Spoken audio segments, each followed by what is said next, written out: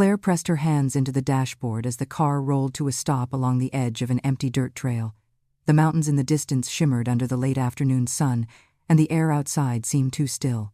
There were no signs, no trees, not even a power line to interrupt the endless horizon. She turned toward her son, searching his face for answers. He avoided her eyes. "Is this where the trail starts?" she asked, trying to keep her voice steady. Michael gripped the steering wheel, his knuckles pale. He didn't answer. Instead, he stepped out of the car and walked around to her door, pulling it open with a strange formality. Claire hesitated. "Michael," she said slowly, "you didn't say anything about stopping here. What's going on?" He still wouldn't look at her. His voice was calm, cold. "I need you to get out." The words hit her like a slap. She blinked, certain she'd misheard him. "Get out? What are you talking about? This isn't a park. There's nothing here." Michael finally met her eyes, and in his expression she saw something she'd never seen before. Not frustration, not sadness, but resolve. "I can't take it anymore, Mom. It's too much. You're always there, always calling, always needing. Jessica says." "Jessica," Claire repeated, her breath catching. "She's the one behind this?" Michael ran a hand through his hair. Yes. I don't know. She just helped me see things clearly." Claire stared at him, her voice breaking. "So this is what clarity looks like? Leaving your mother in the middle of nowhere without so much as a bottle of water?" He didn't answer. Instead, he reached into the back seat, grabbed her purse, and dropped it onto the dusty ground. Then, without another word, he turned back to the car, climbed in, and slammed the door shut. Claire moved, finally. She stepped out and rushed to his window, knocking on it with the flat of her hand. Her voice was no longer steady.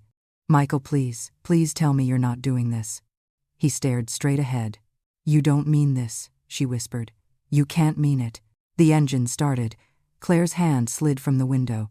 She watched as her son's car reversed, then turned. The tires spun dust into the air as he drove away, faster than necessary, like he couldn't stand to be near her a second longer. Claire stood there, stunned, the sound of the car fading until it was gone. Only silence remained. Thick, absolute. She bent down slowly and picked up her purse. Inside were a few coins, a tissue, and an old photo of Michael as a child. She stared at the image, at his wide grin and innocent eyes, until her vision blurred with tears. She folded the photo, placed it back into the bag, and looked up. There was nothing but dust and sun and emptiness. No path, no trail, no future she could see. Her legs trembled, but she took a step forward. She had to. The sun bore down with unforgiving heat. Each breath was dry, painful. Her shoes sank into the loose earth, and every inch of her skin felt raw beneath her clothes. She scanned the horizon, hoping for a sign of shelter or a road, anything that could mean escape. But there was only more desert. She kept walking, her thoughts tangled with memories. The sleepless nights when Michael was a baby, the scraped knees she bandaged, the school events she attended alone. And now, the way his voice sounded when he told her to get out of the car. Not angry, not confused, certain. She stumbled and fell, catching herself on her hands. The grit scraped her palms. She cried out and stayed there for a long moment, forehead resting against the ground. Then, with a slow breath, she pushed herself up again. She wouldn't die here, not like this, not abandoned like garbage. She stood, her back aching, and fixed her eyes on the distant ridge. Maybe, just maybe, there would be shade behind it. Claire took one more step, then another. The wind picked up, scattering sand into her eyes. She closed them tightly and kept walking. Somewhere inside her, something had cracked open. Not just sorrow, not just betrayal. A quiet, burning fury. She would survive this. And one day, she would look Michael in the eye again. Not to ask why, but to show him who she had become. By the time the sun had begun its slow descent, the soles of her shoes had started to split. Claire had walked for hours, or maybe days. Time had stopped making sense. Every step she took was a negotiation with pain. Her ankles throbbed, her mouth was parched, and her shoulders burned from the weight of carrying her own body upright. She had thought once that dying of thirst was a poetic phrase. Now she knew it was terrifyingly literal. Her tongue felt swollen, Her lips cracked so badly she tasted blood when she tried to speak aloud, to hear the sound of her own voice in the vast nothing. She wanted to scream, but she had no strength left for that. What terrified her more than the thirst or the heat was how familiar the silence had become. There was something unholy in it, the way the land seemed to listen, as if it was waiting for her to stop, waiting for her to give up, but she refused. In the far distance, she saw a dark shape breaking the horizon, a low hill, or maybe a mound of rocks. Either way, it was different from the flat nothing she'd been trudging through. She made it her target. Each step felt heavier than the last, like the air itself had turned to syrup. Her feet dragged. Her breath came in ragged gasps. When she finally reached the base of the formation, her knees buckled. She collapsed beside a stone that jutted from the earth like a relic from another time. She curled beside it, pressing her cheek to its cooler surface.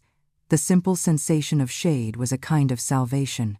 Her body trembled, not from cold, but from exhaustion. She rolled onto her back and stared at the wide sky, at the way it deepened to gold, then orange, then purple. A desert sky. Infinite and uncaring. A soft breeze stirred the sand nearby. It carried with it the faintest sound. Claire sat up. Was that real? She strained to listen. There it was again. A creaking, maybe. A rustle. Something alive. She turned slowly, squinting into the dusk. Nothing. Just rocks and dry shrubs. But her heart picked up. Maybe it was an animal. Maybe help. Maybe danger.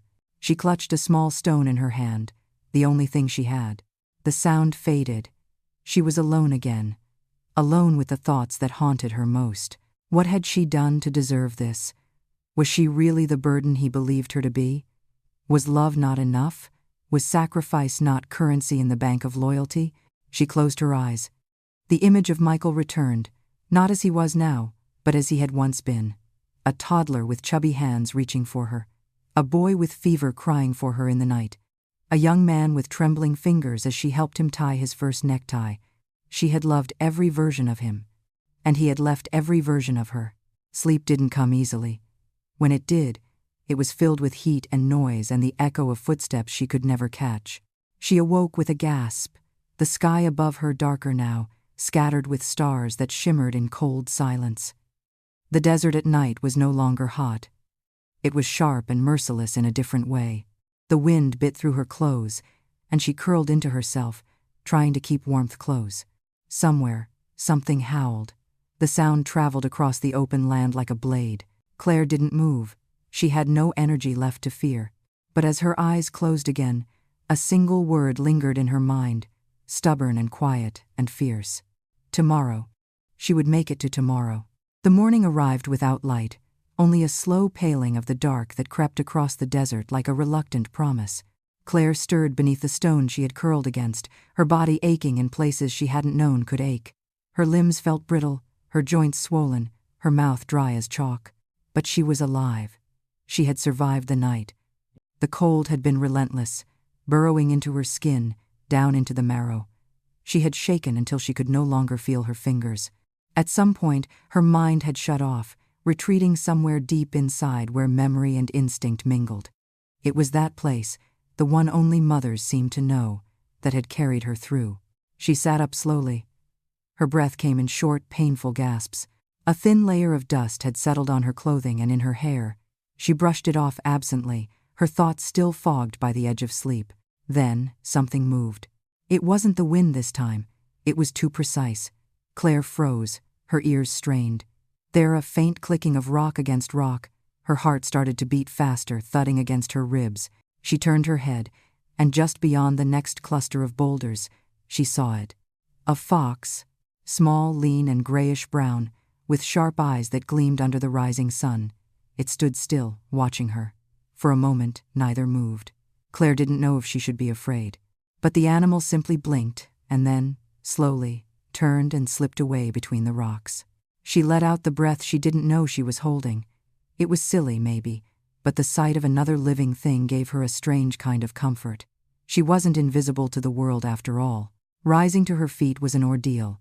Her muscles screamed, her knees buckled, but she forced herself upright. She had no map, no compass, no idea which direction would lead her back to civilization. But doing nothing was not an option. So she walked. Each step was agony. The sun climbed faster than she did. The warmth returned, slowly roasting her skin until sweat rolled down her back.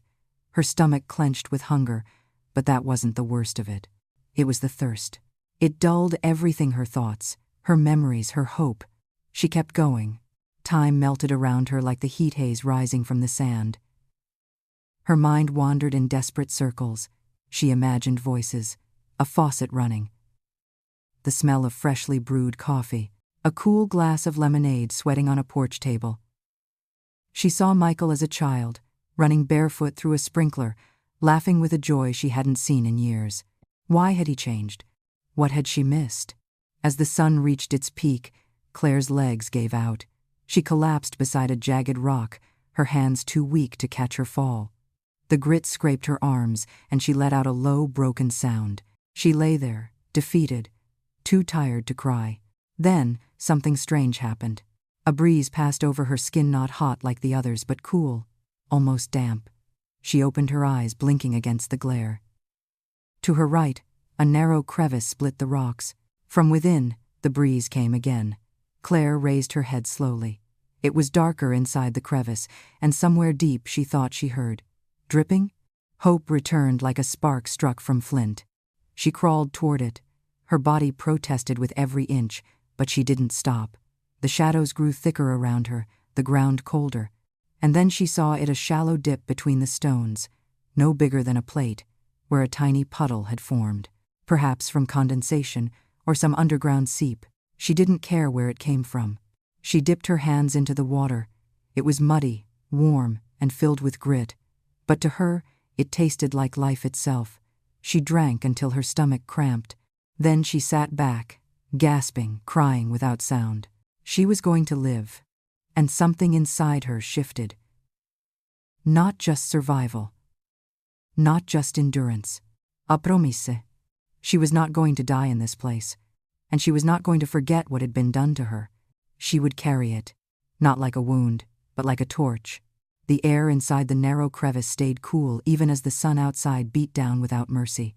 Claire remained huddled near the rock where she'd found the shallow pool, arms wrapped tightly around herself.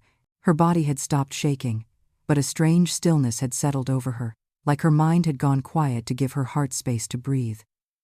She hadn't spoken a word in hours, not because there was no one to hear her, but because there was nothing left to say. Outside, the desert was beginning to change color again. The bright gold of noon was softening into the deeper tones of late afternoon. She watched shadows stretch across the sand from where she crouched in the mouth of the rock formation, her knees drawn to her chest. Her lips were cracked, but not bleeding anymore. Her hands, though dirty and scraped, had steadied. She sipped sparingly from the tiny puddle, guarding what remained. It wasn't much, but it was enough to keep her going another day. Another day. The thought made her chest tighten. Not long ago, she'd believed there might not be another. She had expected to close her eyes and disappear, swallowed by heat and silence. But now she'd seen something different. That small puddle, hidden in the folds of stone, wasn't just water. It was proof that life refused to vanish quietly. Claire pressed her palms into the earth and pushed herself to standing. Her legs wobbled beneath her, but they held. She needed to move.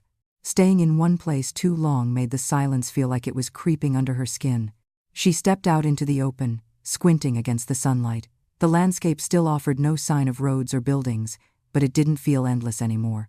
There were changes in the land if she looked closely: hills that bent one way, patches of scrub that leaned as if shaped by wind, a distant rise that might be more than just sand. She chose a direction and began to walk again. Each step was careful, slow. She dragged her foot through the sand now and then, not out of fatigue but to leave a trail behind. It was foolish, she knew. No one was coming for her. But the act gave her a sense of order in a world that had unraveled. The heat didn't sting as it had before. Her body had adjusted, or maybe she had just stopped noticing. The pain became part of the rhythm. Breathe, step, breathe, step. At one point, a gust of wind caught the hem of her shirt and lifted it slightly. Beneath it, against her ribs, was the faint imprint of an old scarone she had gotten in her 20s. back when she still believed she could fall in love again. She traced it with her fingers. It was nothing dramatic, nothing even visible to most, but it reminded her who she used to be, someone who took chances, someone who dared. She hadn't dared in years. Even her love for Michael had stopped being a choice. It had become a habit, a need, a story she told herself, that all the giving, all the forgiving, would one day be worth it, that eventually he would see her not just as someone to lean on but someone to cherish. But that story had ended on a dirt road. A soft sound pulled her from her thoughts. It was low and distant, like an engine buried beneath miles of sand. She turned sharply, eyes searching the horizon. The sound faded. It might have been her imagination. She kept walking. The sun began to fall. The sky turned from blue to brass, then to soft pinks and oranges that brushed the clouds like watercolor. Claire found herself drawn toward a rise in the land where the rock formations became taller, more jagged. As she climbed slowly, gripping stone for balance, she noticed something that stopped her breath. Footprints. Not hers, not animal, human. They were faint, partially erased by wind and time, but they were there. A staggered pattern, as if someone else had walked this way not long ago. Hope stirred, cautious and trembling. She followed them, her heart beating faster with every step. The tracks led between two narrow cliffs and into a small basin, half hidden from view. There, nestled against the rock wall, was a makeshift shelter, an old wooden crate, sun-bleached cloth stretched above it, a rusted tin cup hanging from a nail. Claire froze. There was no one in sight, no movement, but someone had been here, maybe still was. She stepped closer. The shelter was empty, but worn blankets were bunched in one corner. A plastic bottle, cracked but usable, lay near the crate. She picked it up, shook it, empty. But that didn't matter. She had found a place. Not safety. Not salvation. But a pause. As she sank to the ground beside the crate, she let her body relax against the wood. For the first time since Michael had left her, she felt something fragile bloom inside her chest. Possibility. She stared up at the sky, now a deep indigo, stars beginning to pierce through. Somewhere out there, her son was living his life, eating meals, sleeping in a bed, talking to someone who would never understand what he had done. And she? She was still here. The thought wasn't bitter. It was fierce. It was the beginning of something she didn't yet understand. But she knew one thing now, as sure as the ground beneath her. This story, her story, was not going to end the way he thought it would. Not in this desert. Not tonight. The wind was quiet that night, a rare mercy in a place where everything else conspired against comfort. Claire lay on her side near the crate, one arm tucked beneath her head, the other resting loosely over her stomach. The warmth of the day had vanished, replaced by a creeping cold that seeped in through the fabric of her clothes. Still, she didn't move. She listened to the rustling of the dry cloth above her, to the occasional rattle of sand shifting nearby, to the lonely breath of the desert exhaling beneath the stars. Sleep came in shallow waves, broken by dreams that weren't quite dreams. In one, she was walking through a crowded street, trying to catch a familiar voice, only to find no mouths moving. In another, she was back at her old apartment, hearing Michael call her from another room. She reached for him, but he kept turning away, vanishing into doorways that led nowhere. She woke just before dawn, eyes crusted, lips stiff. Her body had stiffened overnight.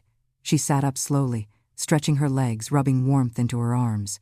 The shelter had offered rest, but not healing. She needed to keep going. But before she left, she searched. Inside the crate were remnants of someone else's passage, a ripped glove, a cracked spoon, a scrap of paper with faded writing she couldn't decipher. A rusted canteen lay half buried under the fabric. She lifted it, shook it. Nothing. Still, she tucked it into her purse.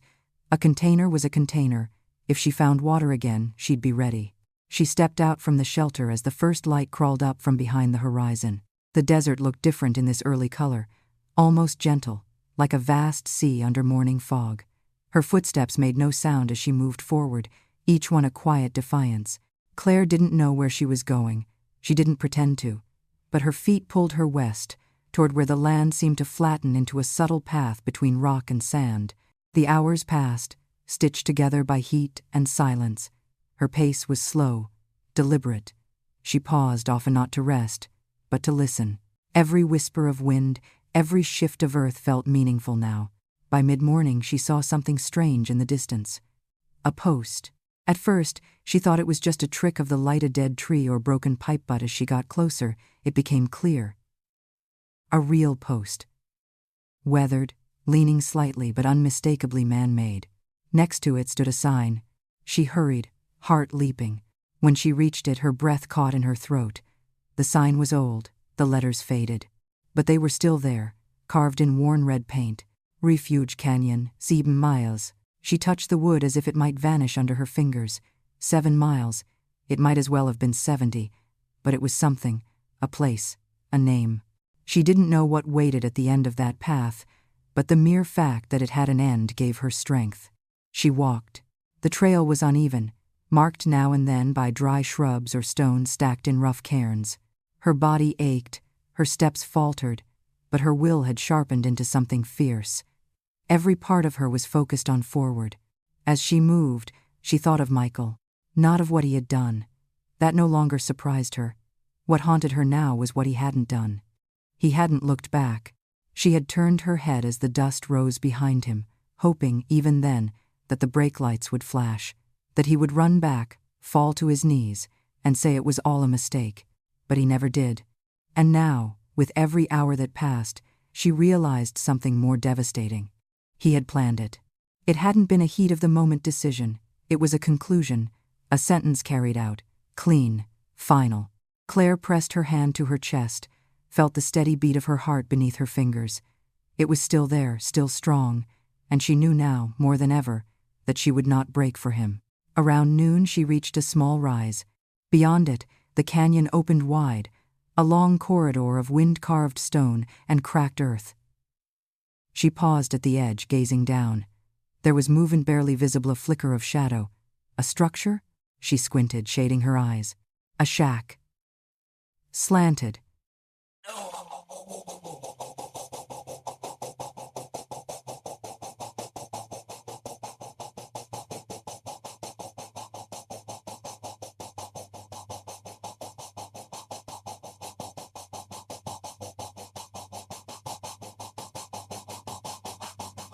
Someone was down there.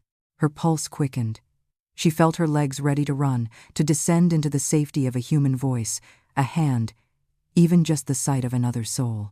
But she paused, because trust no longer came easily. She moved carefully down the slope, one step at a time. When she reached the flat ground, she called out, not loudly, but enough. Hello? No answer. Again. Is someone there? Still silence. She approached the shack, her hand resting near the rock in her pocket, just in case. When she reached the door, she saw it was open. Not a door, really just a curtain of tarp tied to hooks. She lifted it and stepped inside. The place was empty, but lived in. A cot made from rope and wood. A few canned goods lined up on a shelf. A lantern, a battered radio. The smell of smoke and oil and something sour. She stood still. This was someone's home, or had been. A sound behind her made her spin, but it was only the wind. She sat carefully on the edge of the cot. Every instinct in her body told her not to stay, but her body argued otherwise. The walk had taken everything she had left. She set the empty canteen on the table. She would wait, just for a little while, and if someone returned, she would face them not as a beggar, not as a woman abandoned, but as a survivor. One who knew now that the worst had already happened, and yet she was still here. The hours passed with no sign of movement beyond the canvas flap of the shack. Claire remained still, her body sunk into the sagging cot as though the weight of the journey had finally taken full possession of her limbs. The silence pressed in on her like a second skin. No voices, no footsteps, no engines in the distance. Only the wind whispered now and then through the canyon's dry throat. She had meant to rest for a few minutes, just enough to let the ache in her bones ease. But the stillness had a way of deepening, and when she opened her eyes again, the sun had slipped behind the canyon rim. The shadows inside the shack had lengthened into shapes that felt like questions. Claire sat up, her stomach twisted with hunger, but she didn't touch the cans on the shelf. They weren't hers. Taking them would feel like breaking into someone's life. And even now, after all that had been done to her, she still believed in lines that shouldn't be crossed. She reached into her purse, feeling the worn photo of Michael still tucked in the pocket where she'd left it. She pulled it out and held it in her lap, staring at the face of a boy who had once run to her after every nightmare, who had once told her with solemn eyes and a chocolate-stained mouth that he'd protect her when she got old. She studied that face like it belonged to someone long gone. In many ways, it did. The boy in the photograph had vanished. In his place was a man she didn't recognize. And the man hadn't just left her behind, he'd removed her from his life, like an unwanted thread, unraveling the edges of a picture he no longer wanted to see. She folded the photo and placed it back inside. Outside, the light faded to a dusky violet. Claire stood slowly, her knees stiff, her shoulders tight. She stepped out of the shack into the cooling air and looked around. The canyon walls loomed high on both sides, casting jagged shadows. The stillness out here felt different, less threatening than the open desert, more like the breath held between one thought and the next. She spotted a narrow path leading farther into the canyon, carved between clusters of rock. Her instincts told her it was safer to stay put, wait for the owner of the shelter to return, but another voice inside her said the opposite. She wasn't here to wait anymore. She was here to move forward.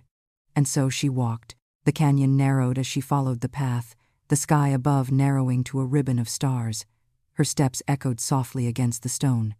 Now and then, she saw signs that others had passed this way-scuffed rock, old ash pits, the frayed end of a rope tied to a dead branch. It wasn't exactly a trail, but it wasn't wild either. Eventually, the canyon opened slightly into a hollow basin.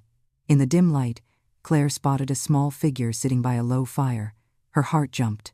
She stopped a few steps away. The figure looked up. It was an older woman, her face weathered but alert, her eyes sharp in the glow of flame. "You look like the wind dragged you halfway across the world," the woman said, not unkindly. Claire didn't speak right away. She didn't know what to say. She had gone so long without hearing another voice that her own felt foreign. "I didn't mean to trespass," Claire said finally. "I found the shack. I didn't know who it belonged to." The woman chuckled, low and dry. "Ain't mine. I passed through a week ago. Same as you." Claire took a cautious step closer. The woman gestured toward a flat stone near the fire. "Sit, if you're not in a rush." Claire sat. The warmth of the fire crept into her skin like a balm. They didn't speak for a while. The woman stirred the flames with a stick, the crackle filling the space between them. "What's your name?" she asked. "Claire." The woman nodded.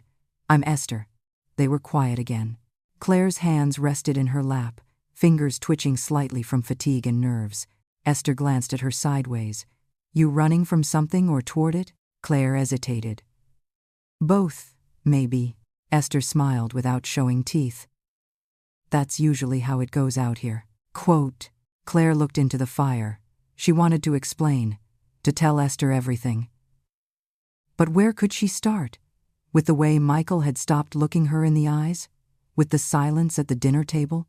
With the final drive out into the desert, where a son became a stranger? "I was left," Claire said finally, "in the middle of nowhere, by my son." Esther didn't flinch. She just nodded like she'd heard stories like that before. "That's one kind of pain," she said softly. "The kind you don't bleed from, but it still stains everything." Claire blinked. Her eyes burned. She didn't cry, but the feeling was there, deep in her throat. "I keep asking myself why," she said. "What did I do that was so terrible he'd rather erase me than carry me forward in his life?" Esther poked the fire again. Sparks lifted like tiny stars.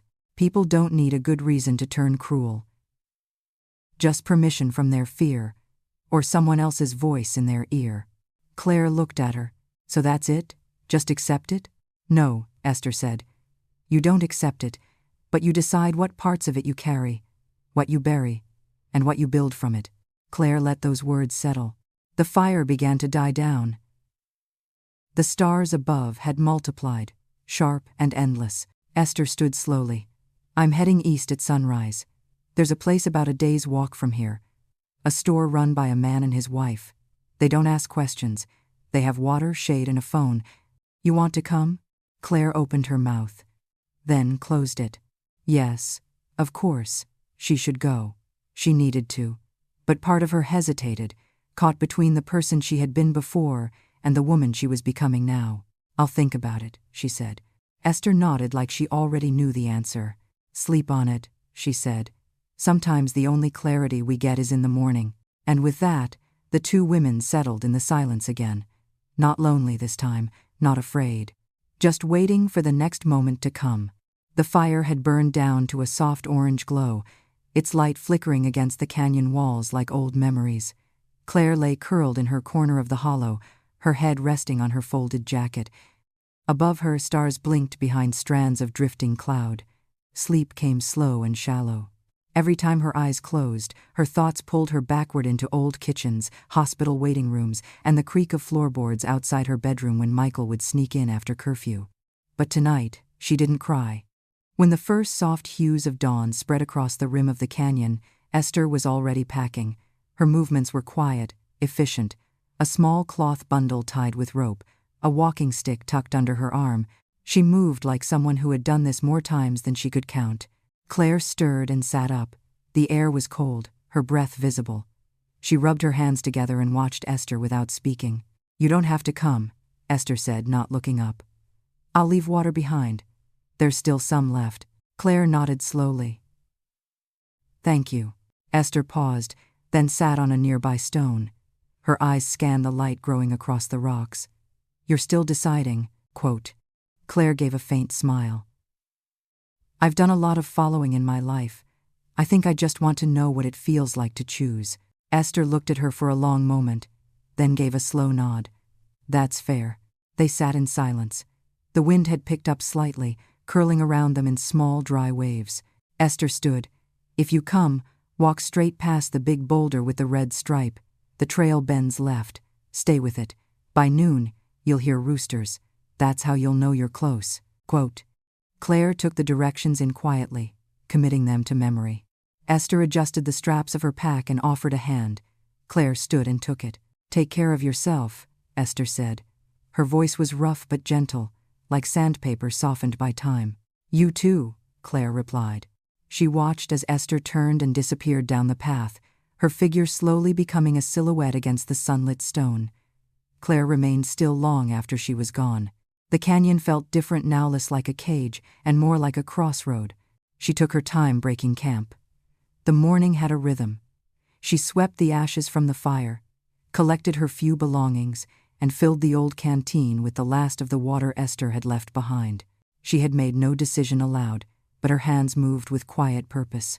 By mid-morning, she was on the trail. The sun was kinder than usual, filtered through thin clouds.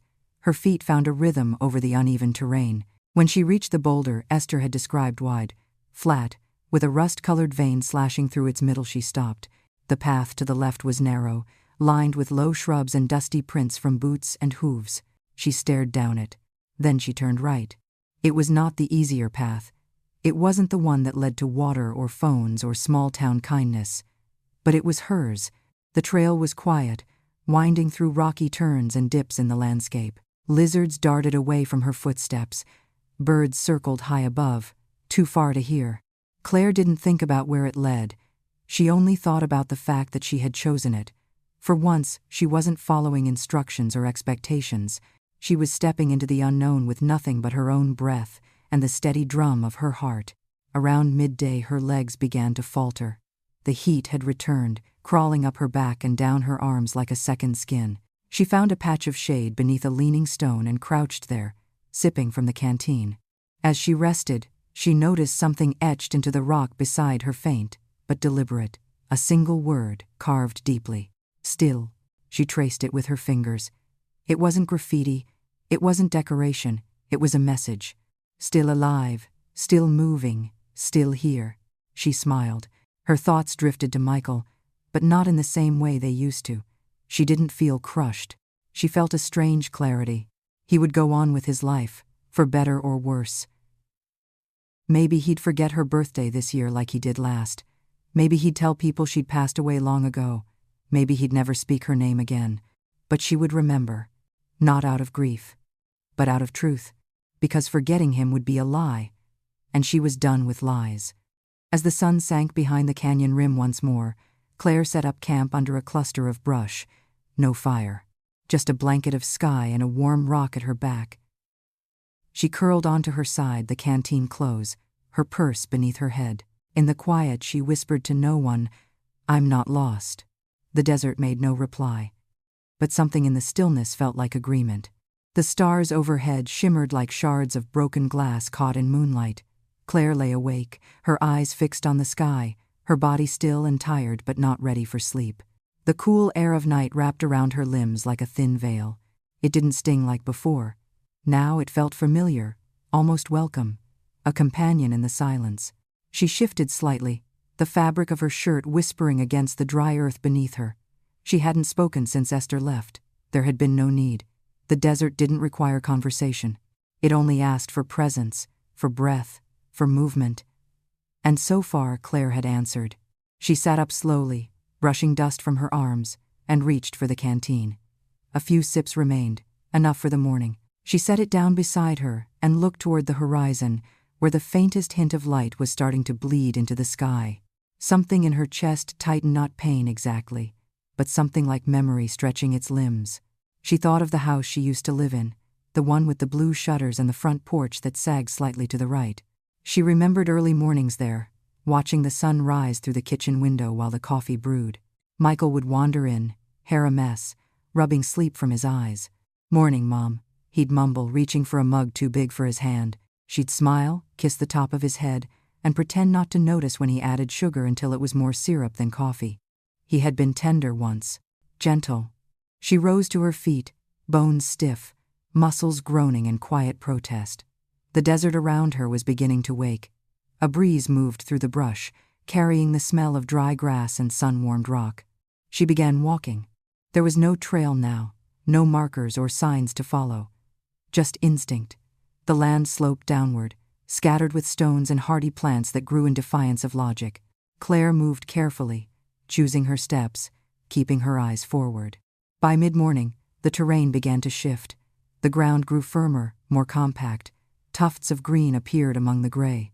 Birds sang in short bursts from somewhere unseen. Then she saw its fence. Wooden posts, weathered and leaning, stretched across the land in uneven intervals. Beyond it, in the distance, a structure. Faded white walls, a metal roof, smoke curling softly from a chimney. Her heart stumbled in her chest. A home. She slowed, unsure whether to feel hope or hesitation.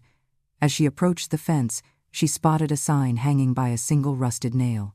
Wren's General Supply. She reached the gate, lifted the latch, and stepped through. The air smelled different: hair smoke, flour, coffee, something baked. A dog barked once in the distance, then quieted. Claire walked toward the porch, her feet crunching over gravel. She paused at the bottom step. The screen door creaked open. A man in his 60s, tall and lean with silver hair tied at the back of his neck, stepped out. His eyes scanned her quickly, not with suspicion but concern. He didn't speak at first. He just studied her, the dust on her clothes, the cracked lips, the weight in her posture. "You've come a long way," he said finally. Claire nodded, unsure if her voice would work. "I've got water inside," he added gently, "and bread, if you want it." She opened her mouth. "Please," she said. Her voice was hoarse, but steady. He stepped aside, holding the door open as she climbed the steps.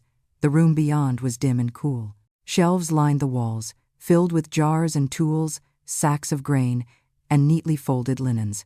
A counter stood at the back with a register that looked older than both of them. A woman appeared from the hallway behind the counter, round-faced with kind eyes and soft hands. She smiled as if they had been expecting Claire all along. "I'm Sophie," she said. "And that's Ernest. Come sit. You look like you've been walking across the sun." Claire sat. The chair creaked under her weight, not from heaviness, but from the days of strain pressed into her frame. Sophie set a glass of water in front of her, then a plate with 2 slices of bread and a jar of something sweet. Ernest poured coffee into a chipped mug and placed it beside the plate. For a long moment, no one spoke. Claire took a sip. The water was cold. It ran down her throat like forgiveness. The bread was soft. Her hands trembled slightly as she ate. Sophie pulled out a second chair and sat across from her. You don't have to tell us anything, she said. But if you'd like to, we'll listen. Claire looked at the couple. There was no pressure in their eyes, no hunger for a story, just space. So she spoke. Not all at once, not in perfect order, but in pieces. She told them about Michael, about the drive, the silence, the sudden stop, about the desert and the hunger and the wind that wouldn't stop cutting her skin, about Esther, about choosing the harder path, and how she hadn't cried not once because if she started she didn't think she'd know how to stop. When she finished, Sophie reached across the table and placed her hand over Claire's. "You're safe now," she said, "for as long as you need." Ernest nodded, his expression unreadable but warm. "We don't get many visitors," he said, "but we believe in taking care of the ones we do." Claire closed her eyes. For the first time in days, maybe longer, she didn't feel alone.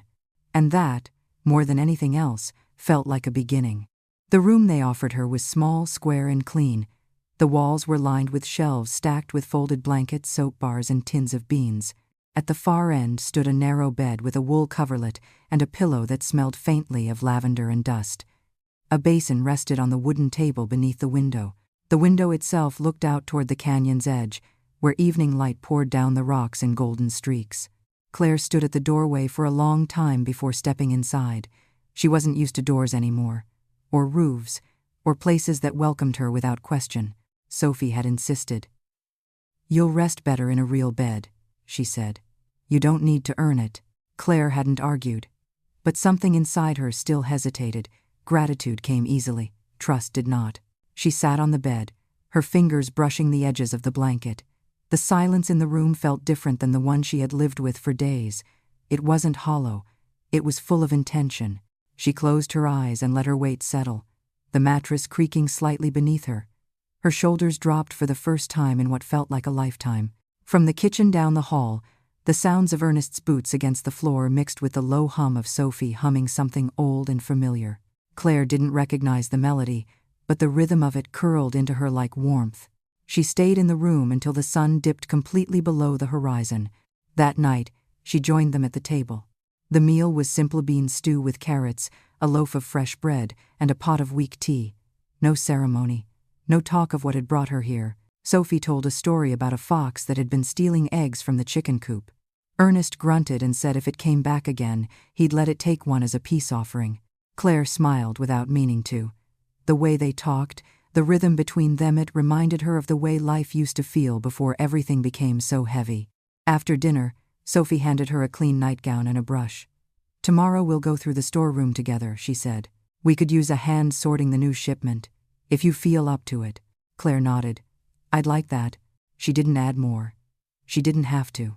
The next morning, the sun greeted the store through wide windows facing east. Claire woke before it rose completely, her body still on desert time.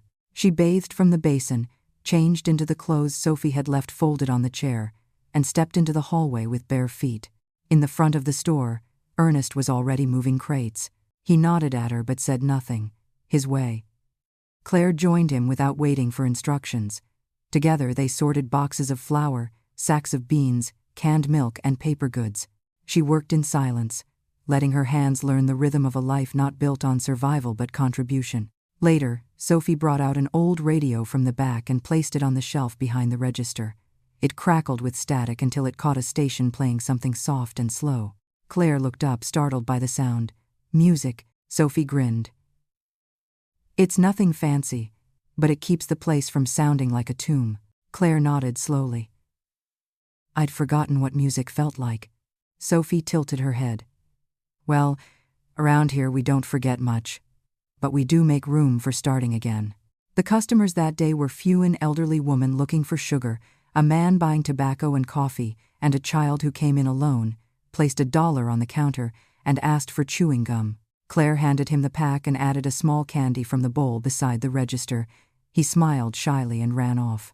As the day wore on, she began to see how this place worked, not just the transactions but the people, how Ernest knew every name without needing to ask, how Sophie noticed when someone looked tired and poured them tea without being told.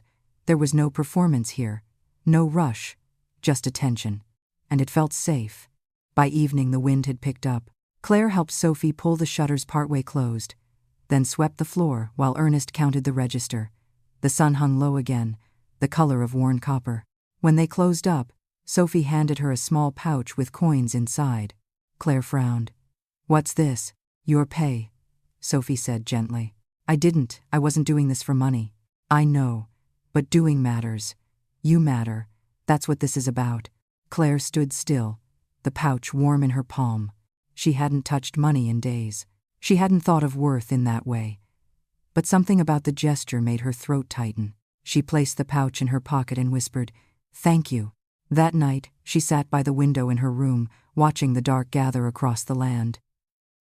Somewhere far from here, Michael was likely sitting in a kitchen of his own, perhaps with Jessica, perhaps alone. Maybe he still believed she was gone, maybe he didn't care. Claire no longer knew what she wanted him to feel. But she knew this: she wasn't waiting for him anymore. Tomorrow, she'd open the store with Ernest. She'd help Sophie refill the jars, and maybe, just maybe, she'd remember another piece of herself that wasn't defined by loss. Because healing didn't look like forgetting. It looked like showing up again, quietly, fully, and not asking for permission. The days fell into a rhythm, not unlike breathing, measured, quiet, steady. Claire rose with the sun, her body adjusting to the softness of life again. The store, with its wooden shelves and scent of ground coffee and old paper, became her anchor. Each morning she dusted the jars, swept the floor, and counted the change drawer while Ernest sorted the delivery slips in his deliberate, silent way. She began learning the habits of the regulars. Mr. Delaney, who came in every Wednesday for peanut butter and a newspaper. Nora from the orchard, who preferred honey in glass jars, not plastic. Little Calvin, the boy with the shy smile, who always asked for 2 pieces of gum but only ever paid for one and left the other on the counter as if returning it. Claire didn't ask questions, not about their lives, and certainly not about hers. It wasn't necessary. Here, presence seemed enough. Sophie, ever observant, noticed the shift first. "You carry yourself different now," she said one evening as they closed the store together, like someone who stopped waiting for the past to knock. Claire paused at the doorway, looking out into the soft blue of dusk. "Maybe I'm just tired of standing at that door." Sophie smiled. "Or maybe you finally realized it opens the other way." That night, Claire sat in the small room by the window, the pouch of coins from her first week untouched in the drawer. It wasn't about the money. It was about the fact that she had something again, something earned, something offered, something that didn't depend on another person's forgiveness. Her thoughts, though calmer, still returned to Michael now and then, as they always would. Not with the sharpness they once carried, but with the ache of something unresolved. A loose thread on the edge of a garment, tugged just enough to notice, but not enough to unravel. Sometimes she tried to imagine where he was, what he told people. If he remembered the moment, the exact second he left her in the desert, if it haunted him the way it haunted her. But more often now, she imagined what she would do if he ever found her again. She didn't know the answer, and for the first time she was okay not knowing. Weeks passed. One afternoon, Sophie asked her to help restock the back shelves. Claire spent hours sorting flour sacks and boxes of rice, her arms strong now, her breath steady. At one point, she climbed the old wooden ladder to reach the top shelf and knocked over a small cardboard box tucked behind the flour tins. It hit the ground with a soft thud, spilling its contents: an old radio, dusty and scratched, with a broken antenna and faded buttons. Claire stared at it. She knew that shape, that sound. The slight click when the dial turned. She crouched and picked it up, brushing the dust from its front. She hadn't seen one like this in years. Her own had sat on her kitchen counter back home, playing classical music on Sundays and the weather report every morning. It was Michael's voice she remembered most from those mornings, asking her if it was going to rain, if she'd still pick him up from school even if it stormed. She turned the dial on the radio slowly. Static. Then, faintly, a voice, warbled, skipping in and out. She adjusted the volume, to bring temperatures down tonight with a chance of. Claire sat on the floor, cradling the old machine, her hands trembling. Sophie appeared in the doorway a few minutes later and saw her. "You found it," she said softly. "Ernest brought that in a long time ago. Never could get it to work properly. It's working now," Claire whispered. Sophie stepped inside and knelt beside her. "You want to keep it?" Claire nodded. That night she placed the radio on her bedside table. The reception faded in and out, but it didn't matter. The voice was enough. The reminder of the world turning, of time passing, of something still alive beyond her own skin. The next day, a stranger came into the store. He was tall, in his late 30s, with sunburned skin and weary eyes. He looked around for a long time before approaching the counter. "Looking for someone," he said. "A woman, early 60s, brown hair, might be going by a different name." Quote. Claire stood in the back, just behind the shelves, frozen. Sophie didn't answer right away. She leaned against the counter and met the man's gaze. "Lot of women in the world," she said. "I know," he replied. "But this one, she's my mother." Claire's chest tightened. Her fingers curled around the edge of the shelf.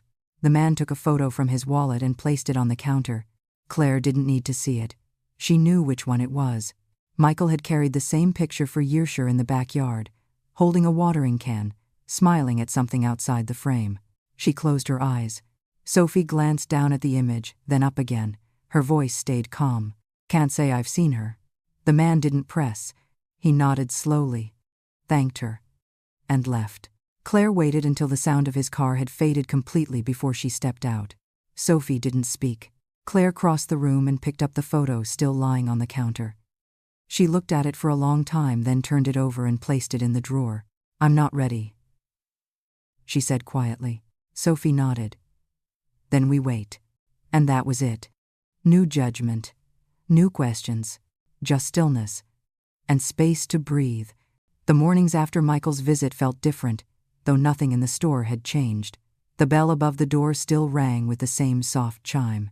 The sunlight still cut the same slanted gold through the front windows. The coffee brewed at the same time, filling the air with a quiet comfort.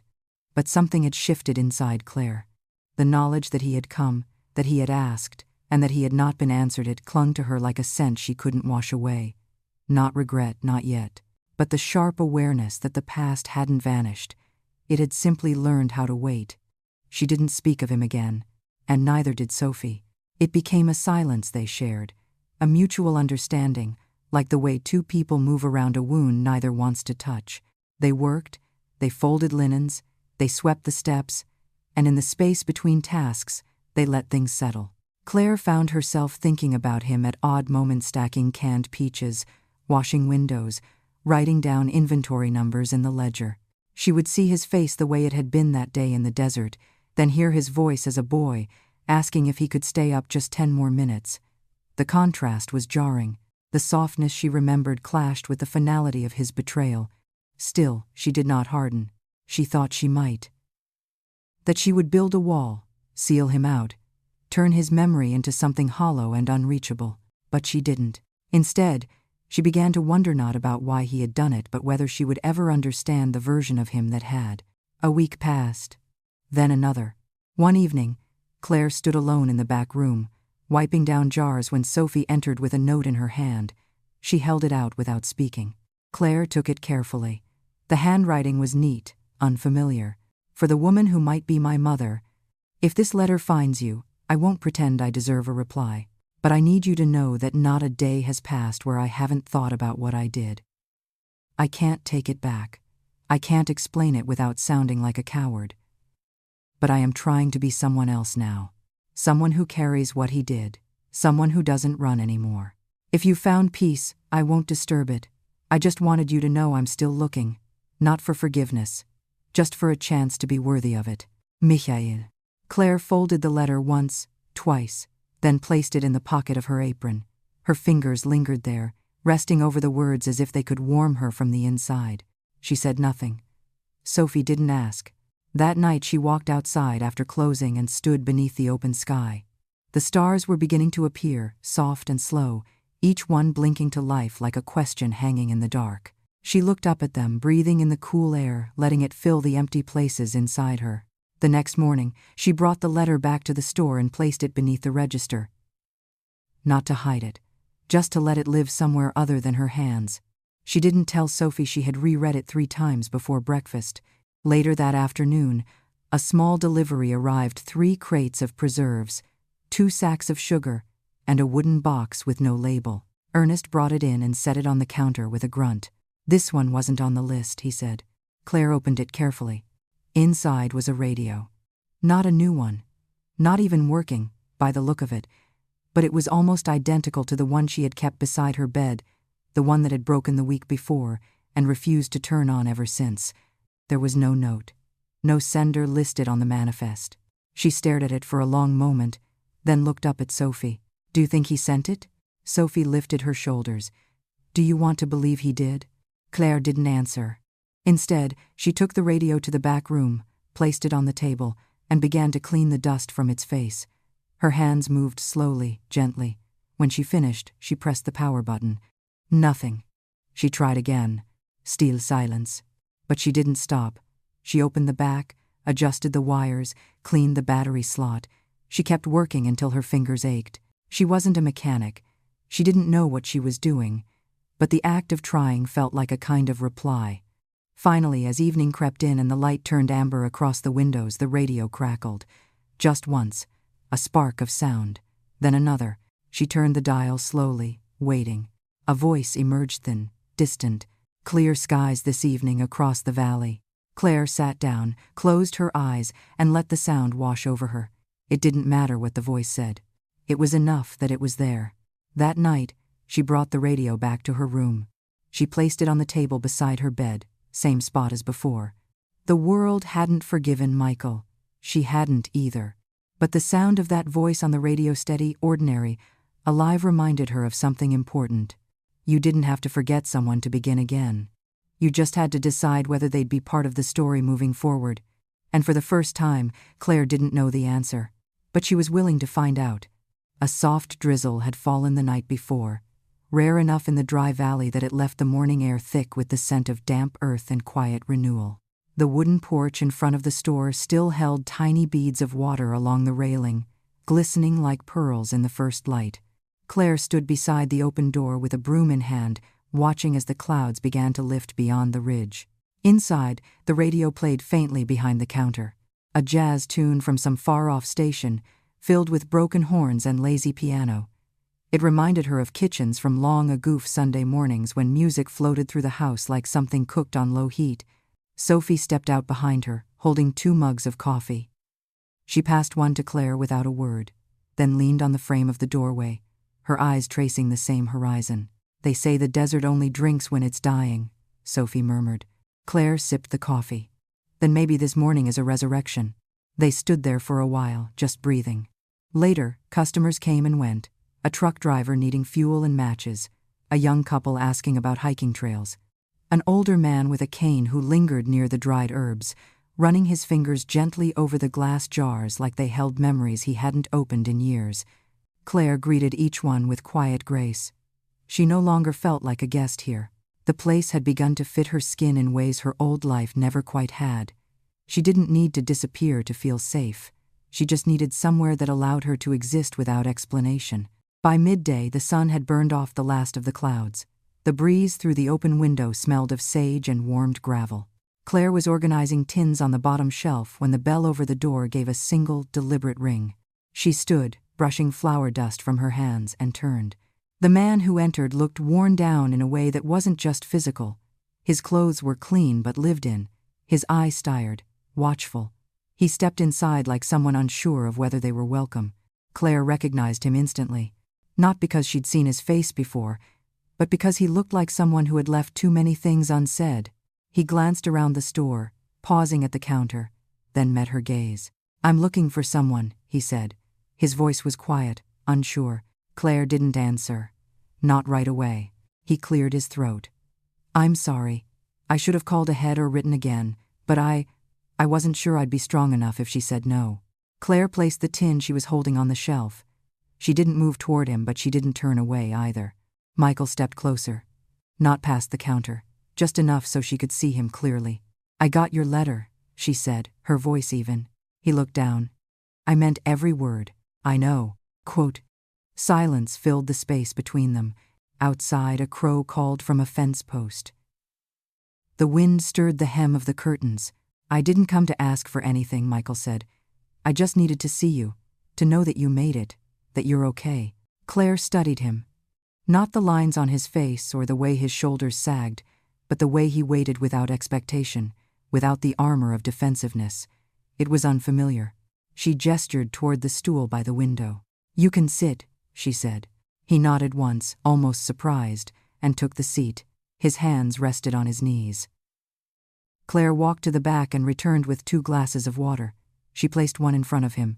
They drank in silence. "You've been here long?" he asked after a while. "Long enough." He nodded again. "It suits you." She tilted her head slightly. "How would you know?" "I don't," he admitted, "but it's quiet and steady. You always made chaos feel like calm." Claire looked at him for a long time. "Why now?" she asked. He didn't rush his answer. "I think part of me believed you wouldn't survive," he said softly. "And that was easier. Because if you were gone, then I couldn't be confronted, couldn't be forgiven. Or refused. But I was wrong. You didn't disappear. You endured." Her breath caught not because of the words, but because of how true they were. "I don't want to be a wound you carry," he said. She swallowed. "You already are." He nodded. "I know." They sat like that for a while, people tethered by history, untangling it one truth at a time. Eventually, Sophie appeared from the back, holding a receipt book, pausing when she saw Michael. Her eyes met Claire's, a quiet question. Claire gave the smallest nod. Sophie walked past without comment. Michael stood slowly. "I should go." Claire looked at the door, then at him. "You can stay for lunch," she said. His expression faltered. "You don't have to." "I know." She walked behind the counter and reached for the loaf of bread Sophie had baked that morning, the one still warm, wrapped in a towel. Michael stayed where he was, as if afraid movement might undo the moment. Claire didn't ask about Jessica, or his job, or what made him finally look again. Those questions would come if they needed to, and if they didn't, the silence between them would be enough, because sometimes healing didn't sound like forgiveness. Sometimes it just sounded like a chair pulled out at the table, like water poured into 2 glasses, like a door left open without being forced. And as they sat at the small table by the window, sharing a simple meal, the space between mother and son began to change, not with words, but with presence. And for now, that was enough. The air was thick with the scent of rising dough and rosemary. Sophie moved between the stove and the sink with quiet grace, her sleeves rolled to her elbows, her hair tied back in a scarf the color of cinnamon. She hummed as she worked, a melody Claire couldn't quite place, and didn't try to name. The notes carried through the house like steam, curling into corners, softening everything they touched. At the table by the window, Claire sat across from Michael, a quiet plate of food between them, bread still warm from the oven, a bowl of lentil soup, and a sliced pear resting in a shallow dish. He ate slowly, methodically, his eyes drifting now and then to the shelf of canned goods behind her, to the faded photograph tacked near the counter. But never directly at her, not for long. Claire didn't force the silence to break. She let it stretch between them like a wire, not taut, not slack, just there, holding the shape of what they were now. When he finally spoke, his voice was lower than before. "I thought you'd be somewhere else. A church, maybe. Or one of those shelters with blue tarps and cots." Claire stirred her soup. "I was, for a while." Michael nodded slowly. "And now, this place. It suits you." She looked at him, not with softness, but with clarity. "It's not about the place. It's about what I chose after I stopped expecting someone else to choose for me." He didn't argue. Outside, the wind picked up slightly, brushing through the branches of the tree out front.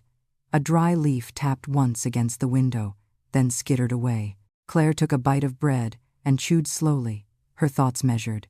"You look thinner," she said. Michael's eyes flickered toward her, then down again. "Haven't been eating much. Work?" He nodded. "Construction. Got on with a crew in Phoenix. Hard hours, but I sleep better now. Too tired to lie to myself anymore." Claire folded her hands on the table. "Good." He looked up, cautious. "You don't have to say that. I'm not saying it for you." Another pause. Michael reached into the pocket of his jacket and pulled out a small object wrapped in cloth. He placed it gently on the table between them. "I found this a few months ago, in a box I never unpacked from the old house. Concrete." Claire didn't reach for it. He unwrapped it slowly, a small ceramic bird, chipped at the wing. Pale blue, with a faded golden beak. "You kept this," she said quietly. "I remember you putting it on the windowsill every spring," Michael said. "You said it brought light into the room. It was your grandmother's. She gave it to me when I left home. I told her I wasn't ready. She said no one ever is." Claire reached for the bird, turned it over in her palm. The crack in its wing was still there, just as she remembered. A reminder that beauty didn't have to be perfect. She placed it on the windowsill beside the salt jar. Neither of them spoke for a while. Eventually, Sophie appeared with a tray and cleared the plates without interrupting. She gave Michael a polite smile, then touched Claire lightly on the shoulder before disappearing back into the kitchen. Michael leaned forward slightly. "Do you ever think about going back?" "To what?" "The house, the old neighborhood, your life before." Claire met his gaze, unwavering. "That life is gone, not just because of what you did, but because I let it go.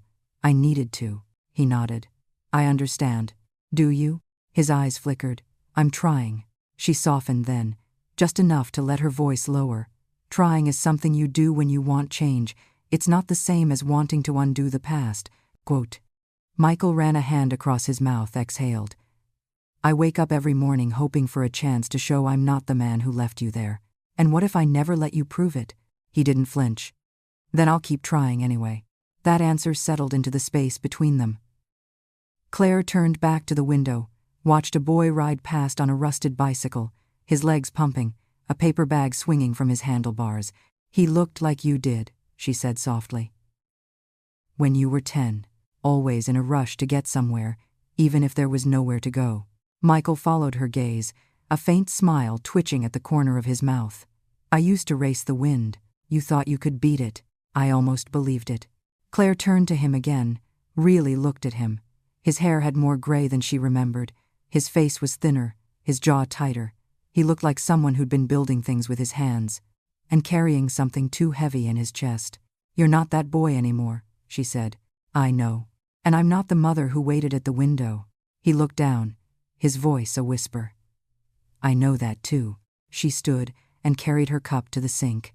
Behind her, the radio played a soft tune, something from decades ago, the kind of song that drifted into memory and never left. "I need time," she said without turning. Michael rose from his chair. "I'll give you all of it." Claire turned slightly, met his eyes. "Time doesn't guarantee anything, Michael." "I know," he said again. "But maybe it gives me the chance to do more than say I'm sorry." She didn't reply. Instead, she stepped past him, opened the door, and let the breeze wash in. He followed her to the porch, pausing at the top step. "Can I come back?" he asked. Claire didn't answer right away.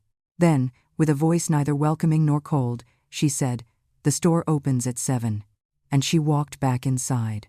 The next morning arrived quiet and clear, the kind of morning that gave no warning of what it might hold. Claire unlocked the front door of the store just before 7. The key turned smoothly in her hand, the click of the lock opening more than just wood and metal. She pushed the door wide and stepped back to let the air in, cool and gentle, carrying with it the faint scent of sun-warmed gravel and distant wild sage. She didn't expect him to return, not really, but she made sure the second stool at the counter was clean. She swept the floor slower than usual. She placed 2 coffee mugs on the warmer instead of 1. Sophie noticed, of course. She always did, but she didn't say a word. She simply moved beside Claire and filled the sugar jar with quiet hands, her presence a steady rhythm beside her own. At 7:20, the bell above the door rang. Michael stepped inside with the same measured gait as before, as if walking into a space he hadn't yet been invited to fully enter. He wore different clothes this time, cleaner. Newer maybe, but his eyes held the same mixture of uncertainty and resolve. Claire looked up from behind the counter. "You're late," she said. He blinked, then smiled. "Traffic," he replied. Sophie handed him a broom without a word and pointed to the back corner where dust collected near the sacks of grain. Michael took it without hesitation and went to work. They moved like that for most of the morning, him sweeping and stocking shelves, Claire tallying inventory, Sophie preparing the register for the day. Nothing was said about why he was there. No questions were asked. But something unspoken hummed beneath their movements, like a chord just under the surface of a song. When a customer entered, Michael stepped back, letting Claire take the lead. He stayed near the back, wiping the tops of jars or pretending to rearrange the same set of canned peaches 3 times in a row. Claire noticed but said nothing. It was enough that he hadn't left. Around noon, Sophie pulled a loaf of rye bread from the oven and set it on the counter to cool. Claire sliced 2 pieces, layered them with cheese and mustard, and passed one to Michael without looking up. He accepted it like a gift, and ate slowly, standing by the open window where the wind played gently with the edge of the curtain. They didn't talk over lunch. It wasn't a silence filled with weight anymore. It was something else now, an understanding that some things were still rebuilding themselves in the spaces between words. After they closed up that evening, Claire stood by the sink rinsing glasses, while Michael dried them one by one. "You didn't ask where I've been," he said after a while. Claire handed him another cup. "You said in your letter it didn't matter." He paused. "Do you think that's true?" She wiped her hands on a towel. "I think sometimes the story behind the wound only distracts from the healing." He nodded. "That's fair." They finished the dishes and stood in the kitchen, the sun sliding behind the ridge, turning the windows gold. "Do you still have the house?" Claire asked softly. He shook his head. "Sold it a year ago. Too many rooms I couldn't walk through." "Jessica?" "Gone. Not sure where. She left before I realized how quiet everything had become." Claire nodded but didn't press. Michael looked around the small kitchen. "This place, it reminds me of the cabin we stayed in when I was little. You remember? The one with the stove that smoked too much and the quilts that smelled like cedar." Claire smiled faintly. "You had a fever that week. Slept for nearly 2 days straight. Quote, you stayed up the whole time. Saturday beside me until I opened my eyes. I was scared," she said. "So was I." A long pause filled the space between them. Michael set the last dry glass on the rack and leaned against the counter. "I'm not asking to be forgiven today. I just want to be near enough to learn what it takes to become someone worth forgiving." Claire looked at him, really looked, and saw not the boy he had been or the man who had abandoned her, but something in between, something incomplete but trying. "I don't know what that looks like yet," she said. "I'm not sure I do either," he admitted. They stood there as the last light faded from the windows. The radio played a soft, crackling tune in the next room. Claire reached for the kettle, filled it, and placed it on the stove. "We drink tea in the evening," she said. "You don't have to stay." Michael folded his hands in front of him. "But if I do?" She turned the flame low and reached for 2 mugs. "Then you wash the cups again tomorrow." He smiled, not broadly, not triumphantly, just enough to let her know he understood. The kettle began to hum. Outside, the stars were gathering again, slow and sure, just as they had the night he first came back. And inside that small house on the edge of the valley, 2 people stood at the edge of something else, not reconciliation. Not yet, but the quiet, flickering beginning of something more real. Something earned. The mornings came cooler now. The season was shifting, slow and patient, like everything else in this part of the world. Leaves curled at their edges, brittle and gold. The wind had changed, its tuneless sharp, more thoughtful. Claire noticed the way it moved through the yard, no longer in gusts, but in steady waves that brushed the porch steps like a broom sweeping memory across wood. Michael had begun arriving before sunrise. She'd hear the creak of the back gate, the soft clink of the watering can against the spigot, and then the faint scrape of his boots on the gravel path as he walked the perimeter of the store. He didn't knock, didn't speak unless spoken to, but he showed up, and stayed. On the 3rd morning, she opened the door before he reached the steps and handed him a bucket filled with soapy water. "The windows need scrubbing," she said. He nodded, took the handle, and went to work. Each day, a new task. He fixed the loose board near the pantry, repainted the side railing, mended the screen door that had been torn since July. Not because she asked, because he noticed. Sophie watched all this from the kitchen with a kind of quiet amusement. "Man's building something," she said once, wiping her hands on a dish towel. "Question is whether it's for himself or for you." Claire didn't answer, because she didn't know. What she did know was that it was easier now, the quiet between them. It had changed shape, less like a wall, more like a space they shared. Sometimes, as they worked, she would glance up and find him already looking her way. He didn't look away as quickly as before.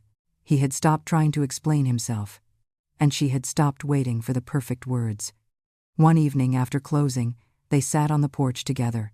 The air smelled of dry pine and cooling stone. Sophie had gone to bed early, leaving a tray of biscuits and 2 mugs of tea on the table between them. They didn't eat, just sat. Michael leaned forward, resting his elbows on his knees. I dreamed about you the night before I left the city. Claire didn't respond, but she didn't move either. We were at the lake, he continued. The one with the old dock. You were sitting at the end of it, feet in the water. You turned to look at me and said, "Well, are you getting in or not?" Claire folded her hands in her lap. You hated that lake. He smiled faintly. I was always afraid of what I couldn't see beneath the surface. A long silence followed. Claire traced a knot in the wood of the armrest with her finger. It wasn't fear that made you leave me out there.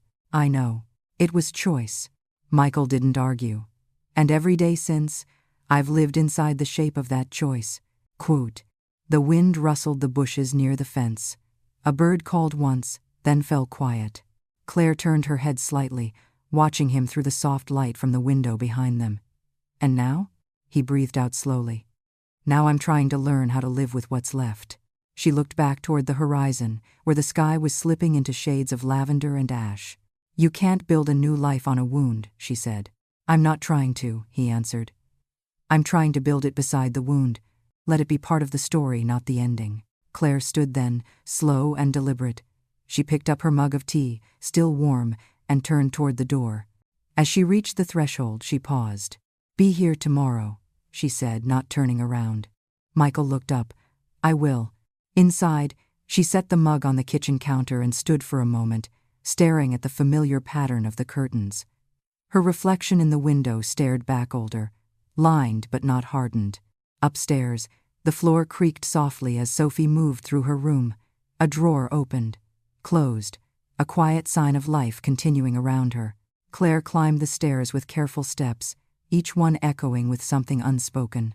That night, she lay in bed longer than usual, her eyes open to the dark, her hands folded across her stomach. She listened to the wind, to the creak of wood settling, to the hum of the old radio still playing from downstairs, a song she didn't know the name of but had heard enough times to hum along.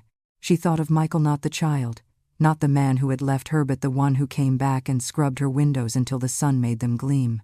And for the first time, she didn't wonder what he wanted from her. She wondered what she wanted for herself. She closed her eyes. Tomorrow she would wake early, and he would be there. And maybe, just maybe, that would be enough for now. The sky was still dark when Claire stepped onto the porch. A thin line of silver rested on the horizon, quiet as breath. The air was crisp, carrying the scent of dry leaves and distant wood smoke. She wrapped her shawl tighter around her shoulders and listened, not for a sound, exactly, but for a presence. And there he was. Michael stood at the fence, a coil of rope in his hand, checking the post that had begun to lean after last week's wind. He didn't notice her at first. He was focused, absorbed in the task, moving with the kind of purpose that came not from obligation but from choice. She watched him for a moment longer, then stepped down the stairs. You're early, she said. Michael looked up, squinting into the morning. Didn't sleep much. Claire nodded. Neither did I. They stood a few paces apart, the fence between them, the silence folding softly around their words. You need help, she asked. He shook his head. Almost done. Quote. Claire placed her hand on the top rail, fingers tracing the grain of the wood. That post's been crooked for years. I stopped noticing. Michael tied off the last knot and wiped his palms on the back of his jeans. Sometimes it takes stepping away to see what's leaning. She didn't reply.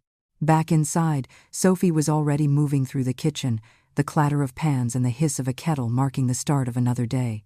Claire returned to her usual routine, sorting the mail, setting out the day's special on the chalkboard: canned peaches, 2 for 1. Michael came in after finishing outside, washed his hands at the sink, and took up his place by the stockroom without being asked. They worked side by side without needing to explain the rhythm they had settled into. By mid-morning, customers began to arrive: farmers, a teacher from the schoolhouse, a man passing through with a map folded under his arm. Life continued, as it always did. It wasn't until late afternoon, after the last delivery truck had rumbled away down the road, that Claire noticed Michael standing near the back door, his hand resting on the knob. I've been thinking, he said. She glanced up from the register. Dangerous habit. He gave her a small smile. I want to build something, not just fix things that are broken, but actually build something new. Claire set down her pen. Here, I know I can't ask for space, but if there's a patch of land out back unused, quiet, I could start there. Claire leaned against the counter. You don't strike me as someone who wants to farm. No, he said. A workshop, for wood, maybe furniture, nothing fancy, just something with my hands, something that stays. She considered this. You're not running again? He looked her in the eye. I've done enough of that. She gave a slow nod. Talk to Ernest. He'll show you what's clear and what needs clearing. Quote. Michael exhaled, the kind of breath that lets out something deeper than air. Thank you, he said. Claire turned back to the register. Don't thank me yet. You haven't built anything. That evening, she walked the perimeter of the property alone. The sky had turned violet, streaked with low clouds, and the first stars had started to blink awake. She passed the old tool shed, then the garden that Sophie kept in tidy rows of thyme and lavender. Beyond that, the backfield opened uneven, wild, dotted with scrub and stones. She stood there for a long time looking at it. It had always been too much trouble to tame. The soil was stubborn, and the wind never really left it alone. But in the fading light, she imagined it differently. A frame rising from the ground, a roof catching the morning sun, a bench under the eaves, worn smooth from use. She didn't know if he would stay long enough to see it through, but he had asked, and that was more than he had ever done before. When she returned to the house, the porch light was on, casting a warm circle around the steps. Sophie sat in her usual chair, knitting something red and soft, her fingers moving without thought. Claire sank into the seat beside her. He told me his plan, Sophie said, not looking up. He's got a lot to learn. We all did. And some of us still do. They sat quietly, the sound of crickets beginning to rise around them. Claire folded her arms, gazing into the dark beyond the fence. Do you think people really change? Sophie paused in her stitching. Number. Claire turned to her, brows lifted. I think people reveal, Sophie continued. When they're stripped of excuses, when they're left with nothing but truth, that's when we see who they've always been. Claire considered that. And if what they show you is ugly, then you decide whether to love them anyway, or to walk away. Quo. Sophie looked at her then, her expression gentle. But either way, you stop lying to yourself. The next morning, before sunrise, Claire stood in the back field, her boots sinking slightly into the dew-heavy grass. Michael stood beside her, shovel in hand, a length of rope slung over his shoulder. No blueprint? She asked. He shook his head. I'm just going to start. See what it becomes.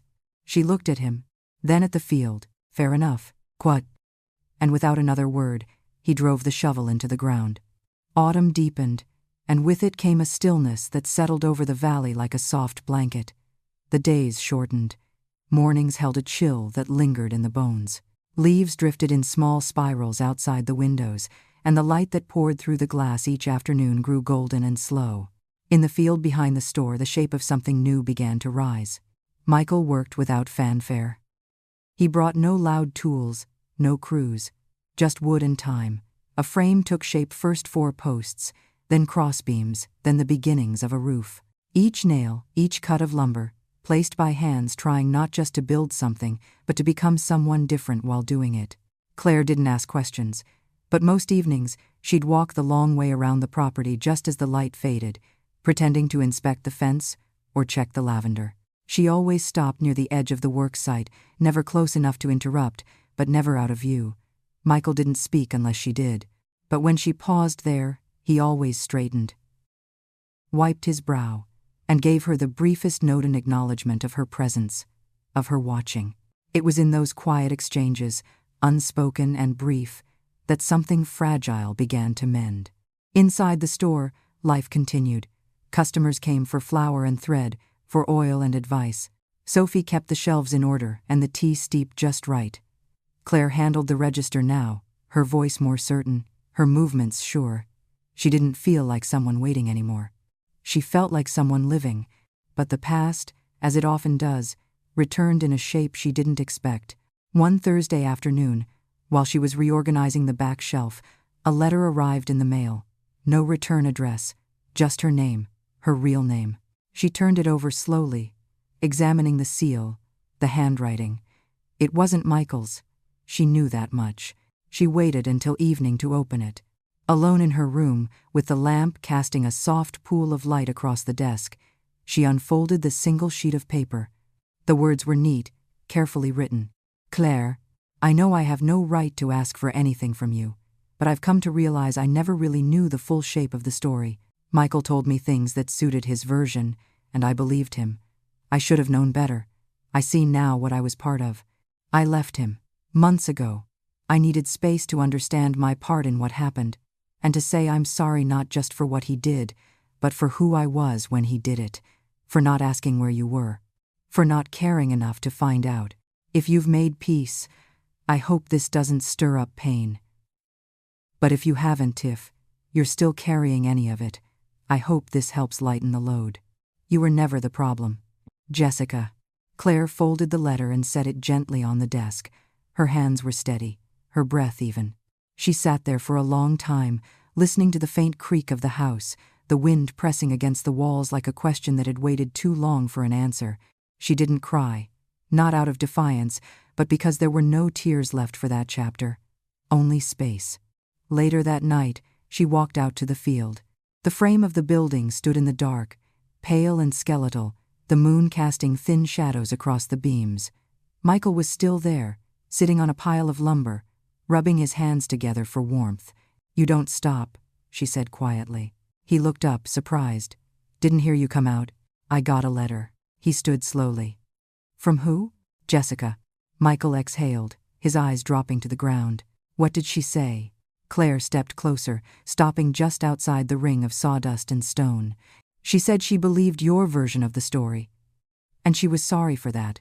He nodded. I didn't expect her to write. Neither did I. They stood there in the cool dark, the building between them. A structure of beams and shadow. Half done. And uncertain. Claire looked up at the frame, then back at him. Do you know what this is going to be? Michael shrugged.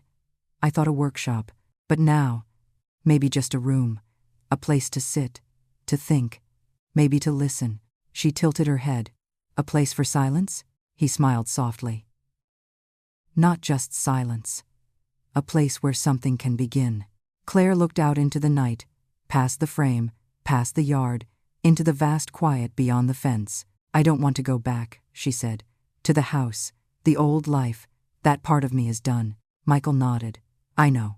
But I do want something real. Now. Not built on guilt or apologies. Quote. He stepped forward, only slightly. Then let's build it. One wall at a time. Claire turned to leave. We'll see if it stands. As she walked back toward the porch, she didn't look behind her. She didn't need to. The sound of Michael picking up his hammer was answer enough. Not everything needed words.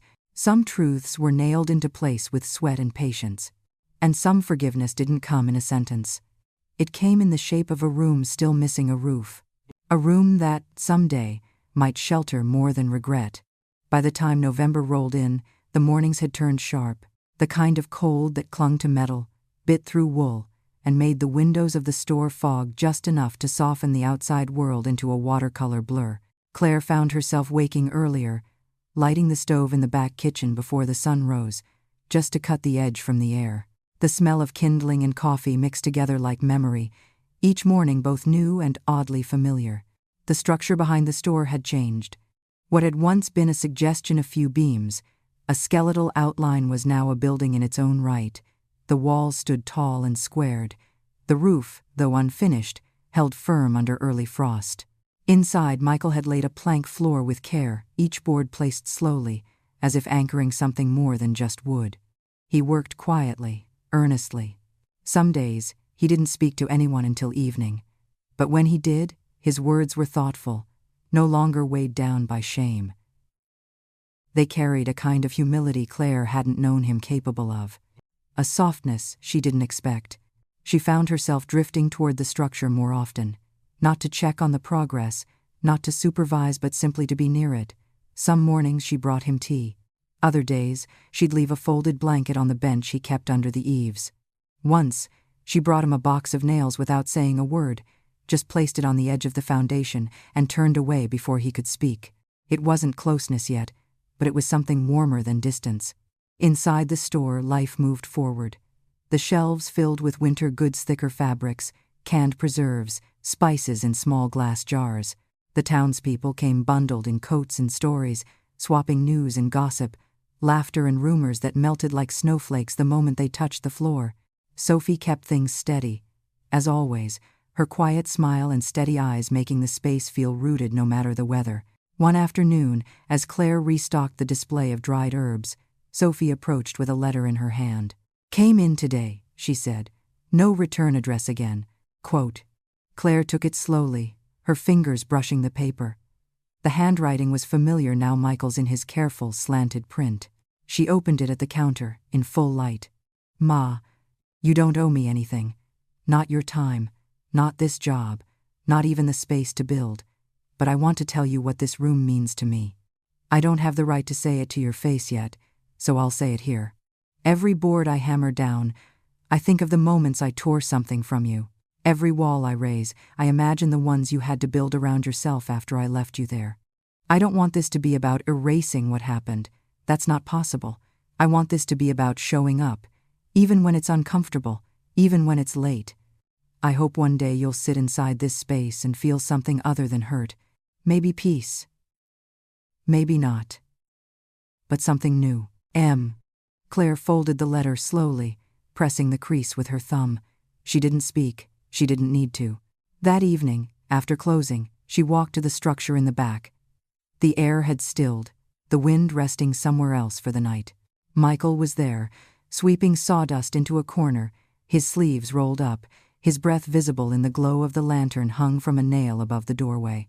He looked up when she entered but didn't speak. Claire stepped fully inside for the first time. The floor was clean, the walls bare but even. There was a bench in the corner made from leftover pine. A table built from reclaimed wood stood near the window, and on it, a small ceramic bowl empty but waiting.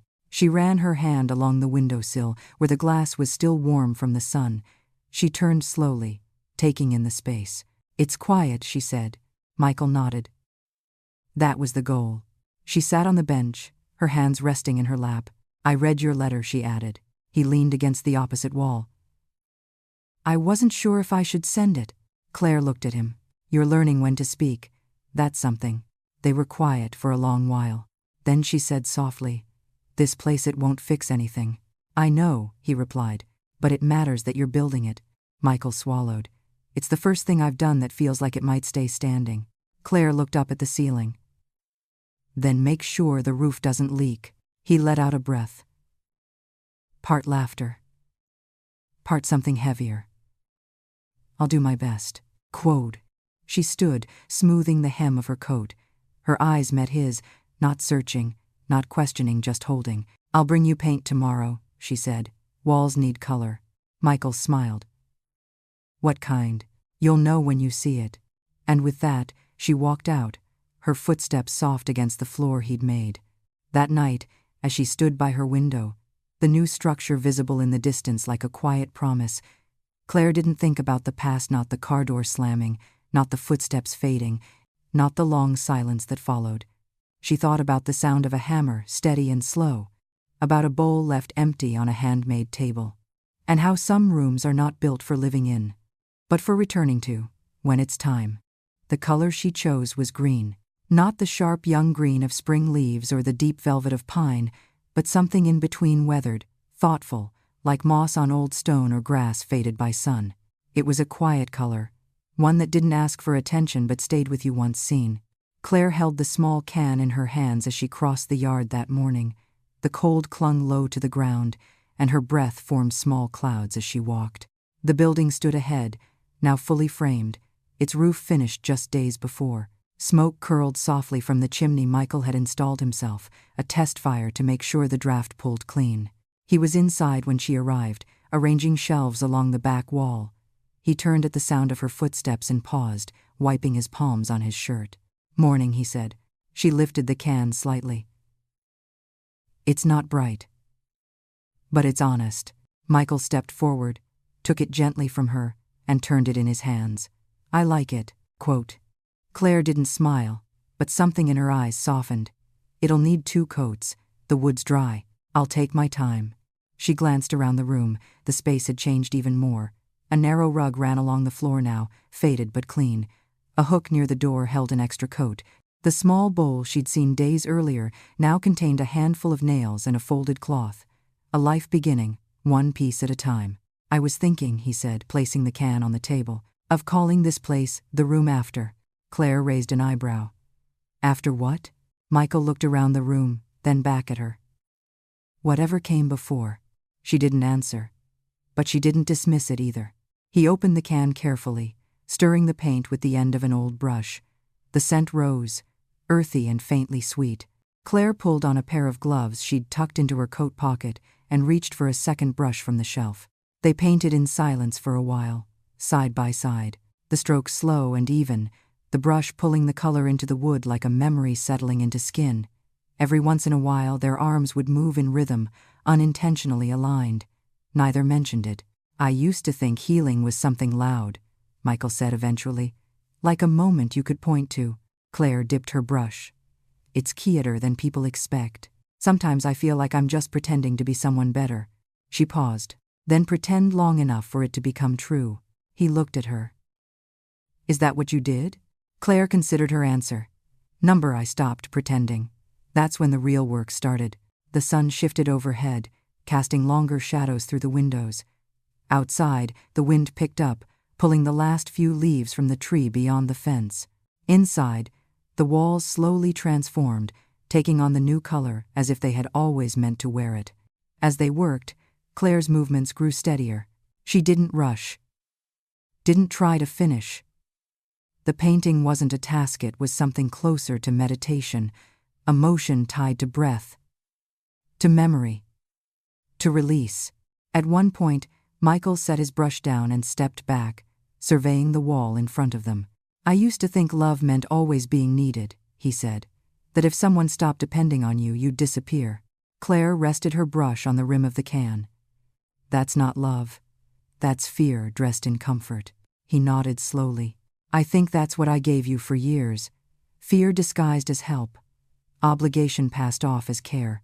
She didn't respond right away. Then, "You're not the only one who mistook sacrifice for closeness." Michael turned to her. "Do you believe I can change?" "I believe you already are. But whether it stays," she tapped her brush once against the handle, "depends on what you do when no one's watching." The rest of the afternoon passed in quiet labor. When the light dimmed and the walls stood drying behind them, Claire peeled off her gloves and stepped outside. The chill had returned, brushing against her cheeks like a whisper. Michael followed a few moments later, rubbing his arms. They stood side by side, watching the sky turn gold, then ash. "It looks different," he said. Claire tilted her head. "Because you look at it different." He nodded, not answering.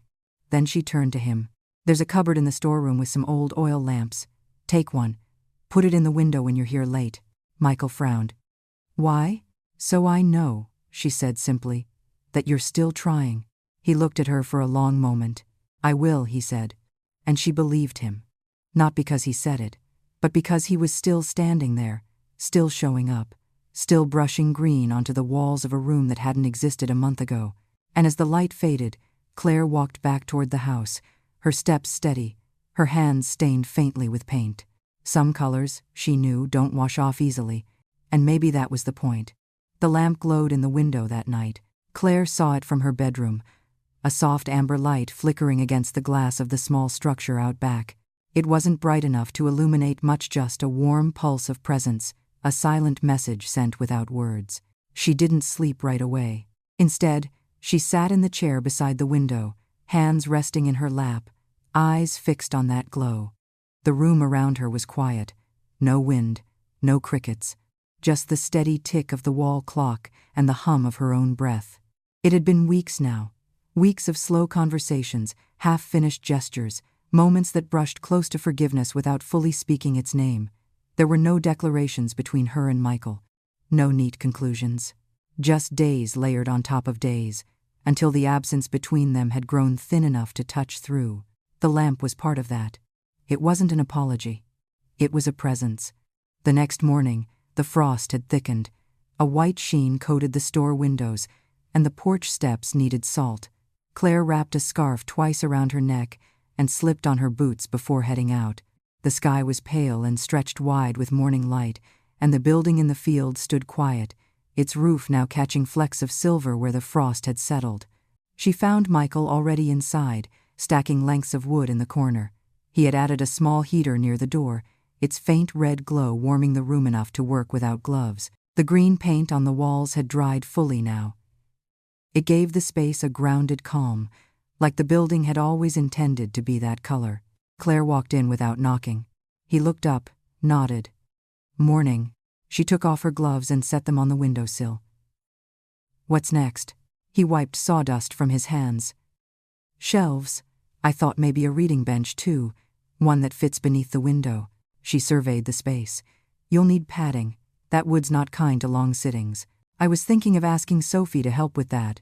Claire nodded. She'll say yes. He smiled lightly, then reached for the measuring tape. As they worked, the silence between them felt more like conversation than absence. Claire helped mark the wall studs, held the boards in place while Michael secured them. There was a rhythm in it unspoken, practical, shared. At one point he stopped and looked at her. Can I ask something? She didn't move. Go ahead.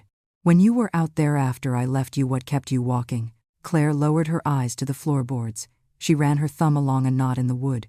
I thought I'd die out there, she said, matter of fact. But I didn't. And when you realize you've survived the thing that was supposed to end you, there's a strange kind of anger that follows. Not at anyone else, just at the idea of ending there. Michael didn't interrupt. She continued, voice quiet. So I walked. Because if I didn't, it would be like agreeing with you. Like saying I deserved it. He looked at her. You didn't. She met his eyes. I know that now. Quote. He nodded, his throat working hard to swallow the guilt that rose again. I think about it every day, he said. Claire stepped past him and opened the door. The cold rushed in, sharp and clean. Then stop thinking, she said over her shoulder. Start doing. He followed her out, shutting the door behind them. The day stretched on. In the store, Sophie was rearranging the holiday shelf. Candles, spiced jams, tins of peppermint tea. She looked up as Claire came in and handed her a folded square of dark fabric. Felt, she said, for that bench he's planning. Claire unfolded it. He asked you already? Sophie smiled. No, but he's about to. That afternoon, Michael didn't return to the store. He stayed in the workshop, sanding the new shelf, fitting joints together, measuring twice before cutting once. Claire checked on him only once, just long enough to leave a small package near the door. 2 ceramic knobs she'd found in the storeroom. Worn, mismatched, one blue and one ivory. He found them hours later. Turned them over in his hands. Smiled. By evening the lamp was glowing again. Claire lit her own in response, placed it on the kitchen table, where it caught the reflection of her teacup and cast shadows that swayed gently with the light. Later, she sat on the front steps, wrapped in a shawl, a mug of broth warming her palms. The stars were starting to appear, dim at first, then sharper. The valley stretched out around her like an old story, one she no longer needed to rewrite, just lived differently now. She thought of the room behind her, the walls painted green, the shelves rising, the bench that would soon hold someone's weight. And she thought of the word forgiveness. It didn't arrive with a ceremony. It didn't come dressed in music. It arrived the way frost settled, overnight quiet, invisible at first, then undeniable in the morning. Claire took another sip, then stood and walked back inside, the soft click of the door closing behind her like the period at the end of a sentence she was finally ready to finish. The first snow arrived not with fanfare, but with quiet certainty, flakes drifting down at dawn, soft and deliberate, like someone laying a blanket across the valley one corner at a time. By mid-morning, the roof of the store had turned white, and the gravel path leading to the workshop was gently erased, leaving only a faint outline of where footsteps had once passed. Claire stood at the window with a cup of black tea, watching the snowfall. Inside the store, everything was hushed. Even the clock on the wall seemed to tick a little slower. Sophie moved about in thick socks, humming under her breath, setting out a tray of cinnamon rolls she'd pulled from the oven just before sunrise. Michael was already out in the workshop. She'd seen his figure moving through the falling snow earlier, his shoulders hunched slightly, hands tucked in his jacket pockets. He didn't knock or call in. He didn't need to. That was the rhythm now. She waited until mid-morning before pulling on her boots and wrapping herself in her wool coat. The air outside bit against her cheeks, but it wasn't cruel. It was honest. The kind of cold that told the truth about winter, without apology. When she reached the building, the lamp inside was lit. She knocked lightly on the frame before entering. He was working on the bench beneath the window. The padding Sophie had made it woolen cushions stitched with faded floral thread was already placed neatly on top. He was attaching the last of the ceramic knobs to the drawers beneath it. Claire stepped inside, brushing snow from her coat. "You put them to good use," Michael smiled, not looking up. "Didn't think they'd match. They don't. That's why they're perfect." He tightened the last screw and leaned back, rubbing his hands together. The warmth of the small space was comforting. The green walls glowed gently under the snow-muted light. A kettle steamed quietly on a small burner near the wall, filling the air with a hint of chamomile. Claire took a seat on the new bench, testing the cushion. "It's firm." Michael laughed softly. Sophie said the same. "I told her some people don't need softness everywhere." Claire looked out the window, watching the flakes fall with steady grace. After a moment she said, "You know, I used to imagine this kind of winter differently." Quote. He paused. "How so?" "When I was younger. I thought snow meant something magic, romance, the world getting quiet just for you." She shook her head. "But it's not like that. It's just another season." Michael sat on the floor beside the work table, his knees drawn up. "Maybe. But some seasons still offer second chances." She didn't respond right away. The silence between them stretched comfortably. Then, she reached into her coat pocket and pulled out a folded piece of paper. Without a word, she handed it to him. Michael hesitated, then opened it carefully. "This is not a list of everything you did wrong. It's not a record, or a reckoning, or a demand. It's just a note to say, I see what you're trying to build, and I'm still here."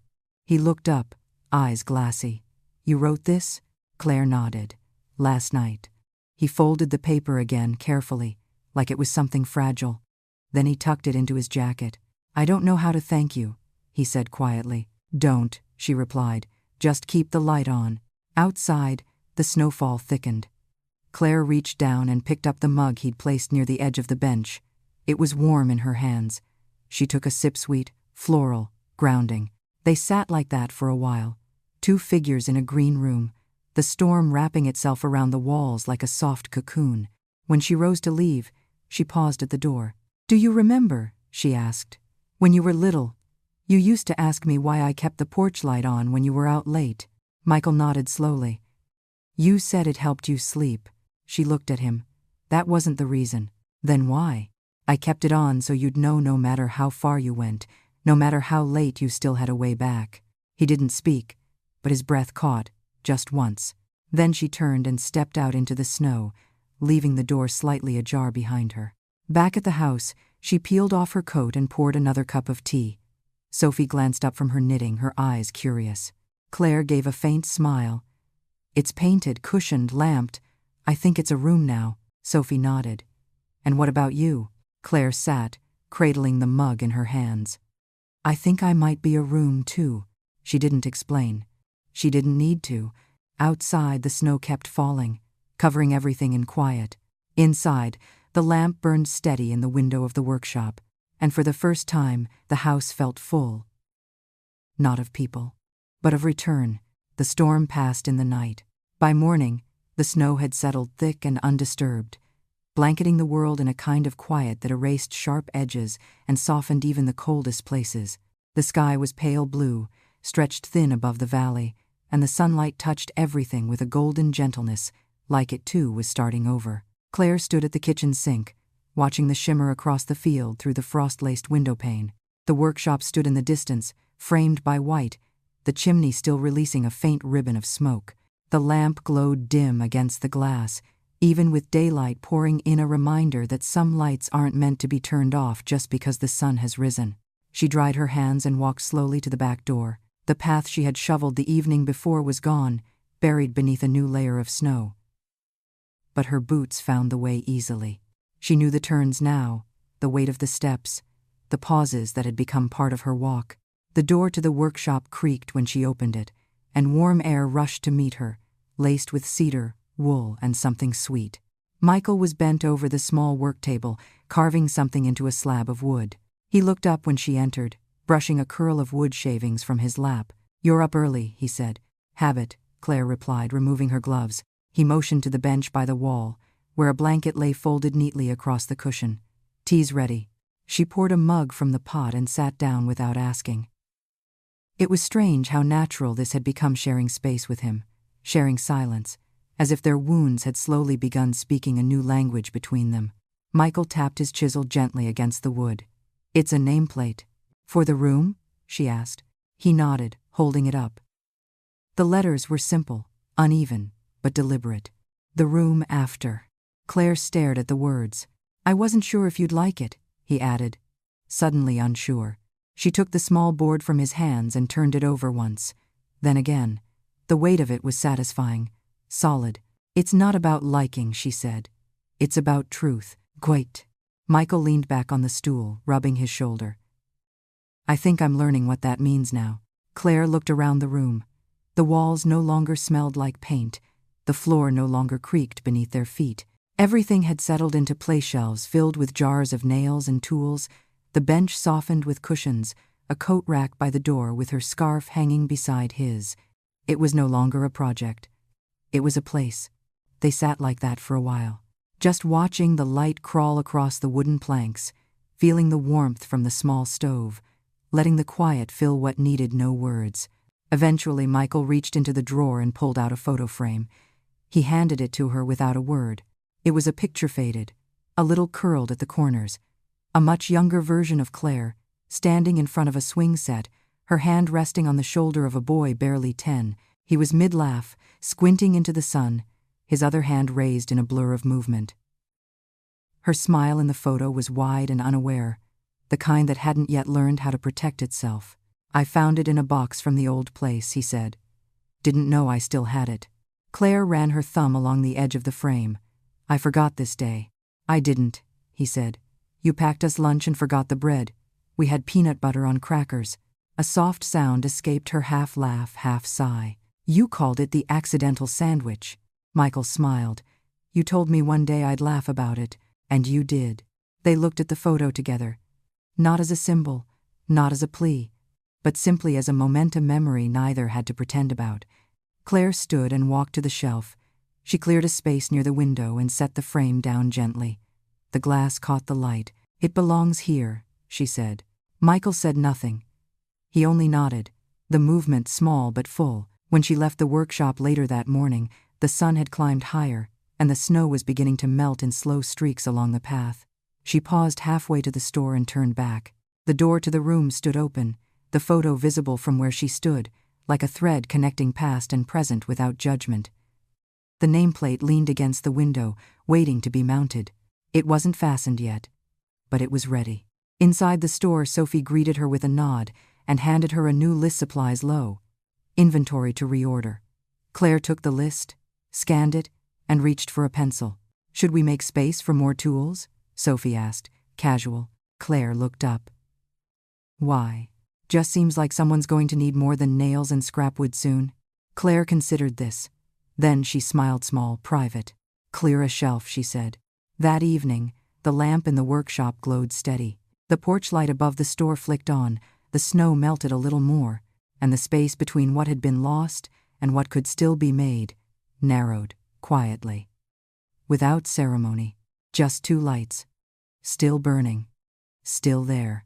The thaw came slowly. Not all at once, like in stories, but in careful stages, a drip from the porch roof, a patch of soil exposed beneath the window, the crunch of slush where snow had been. It was subtle, gradual, but it was happening. Claire noticed it first not in the land but in herself. She woke earlier but lingered longer beneath the covers. She caught herself humming once while arranging the tea tins, a song she didn't remember learning. She found she didn't flinch anymore when someone mentioned Michael's name, not even when Sophie asked offhand, and without pressure if he might join them for dinner one night. "I think he might," Claire had said, almost surprised to hear the words out loud. In the workshop, changes continued. Michael had built a new cabinet, low and sturdy, with soft close hinges and a surface wide enough to work on without clutter. He'd placed a small radio on the shelf, one Claire had once kept in the pantry but forgotten about. Now it played in the background, a low current of jazz and local news that filled the space without overtaking it. He worked most mornings with the door open. Claire sometimes passed by, pausing long enough to see what he was building. She never stayed long, but he didn't ask her to. That, too, had become part of their rhythm. One afternoon she brought him a new set of brushes, wrapped in brown paper and tied with twine. She left them on the bench with a note. For when the work shifts from building to refining. The next morning, he left a thermos on the store's back step. Inside was strong coffee and a folded napkin with a pencil sketch tucked inside her hands, drawn from memory, holding a teacup. Neither of them mentioned it. But both of them noticed. The biggest change came a few days later, when a letter arrived not for Claire, not for Sophie, but for the store. Addressed simply to Wren's General. No return address, but the handwriting was careful, a child's. Sophie opened it slowly at the counter, Claire watching from the doorway.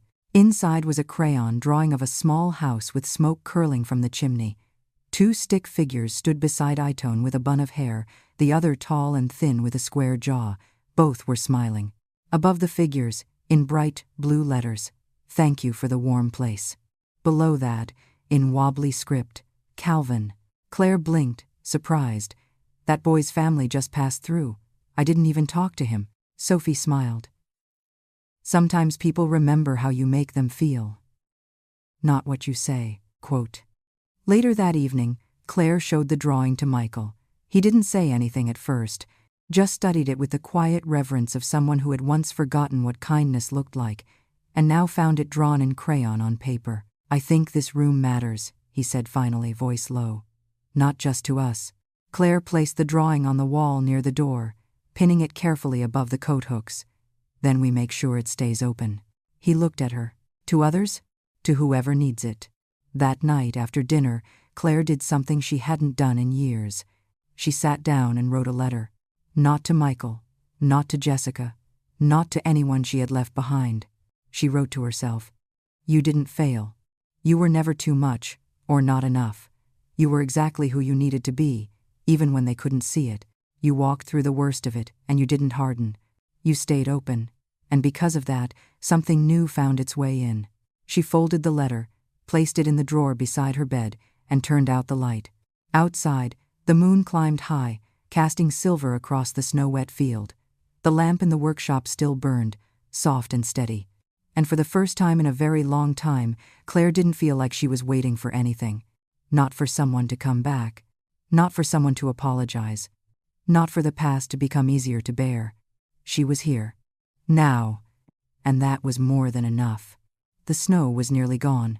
Where it had blanketed the land only weeks before, now there were thin veins of mud tracing the slope beyond the field, and patches of green pushing through near the base of the fence. The workshop stood firm, weathered now by wind and thaw, but unmistakably solid. Its green walls had softened with sun, its windows smudged from fingerprints and steam. A room that breathed, finally, like it had lungs of its own. Claire watched from the window, her tea cooling in her hand. Michael hadn't shown up that morning. It wasn't like him not anymore.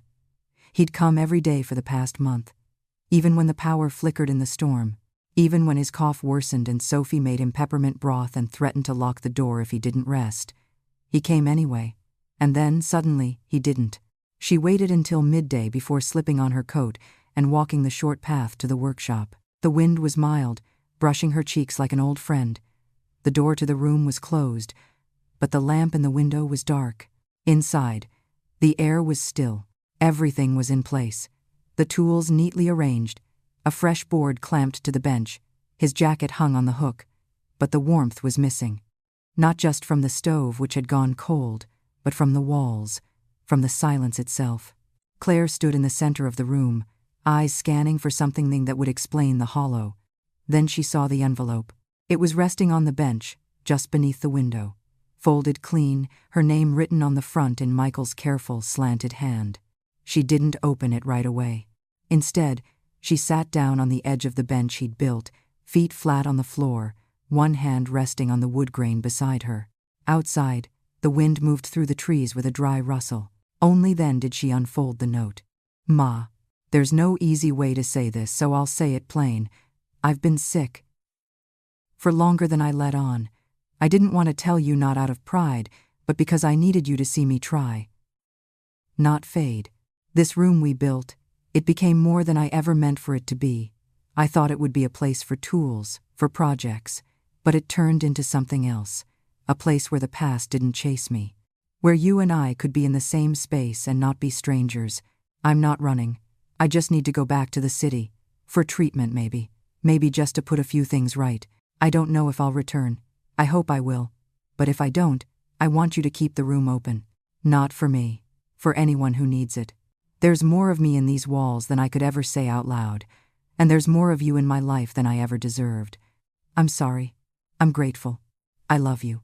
Always. M. Claire read the letter twice. Then a third time. Each word settled like snow. Cold at first. Then soft. Then weighty. She didn't cry. Not right away. Instead, she stood, placed the letter back on the bench, and turned on the lamp by the window. The light flickered, then held steady. That night the store stayed closed. Sophie said nothing. She only made soup and left a tray by the door. Claire didn't eat. She sat in the workshop long past dusk, wrapped in a wool blanket, the lamp still burning behind her. The space felt different now, not empty, but changed. The way a room feels after a song ends, and the silence that follows somehow holds the memory of music. She didn't know if Michael would return. She didn't know if she wanted him to. What she did know was that something had shifted in her, not broken, not healed, just opened. A window, perhaps, or a door. A week later, a boy arrived. No older than 10, thin, with eyes too old for his face, and a backpack that sagged low on one shoulder. He stood at the edge of the field, hesitant, watching the workshop like it was a question he didn't yet know how to ask. Claire met him halfway. "Cold out here," she said gently. He nodded, didn't speak. She led him to the room without asking why he'd come. Inside, she made tea. Lit the stove, let the silence stretch. The boy sat on the bench, legs swinging just above the floor. Claire placed a blanket over his knees, then stepped to the window and turned on the lamp. It glowed steady, casting long shadows across the walls. And though she didn't know his name yet, she knew this much. The room would stay open. The door would never lock. And sometimes what we build outlasts the hands that built it. Not as legacy, but as shelter, as forgiveness, as proof that even after we leave, some part of us still knows the way back home.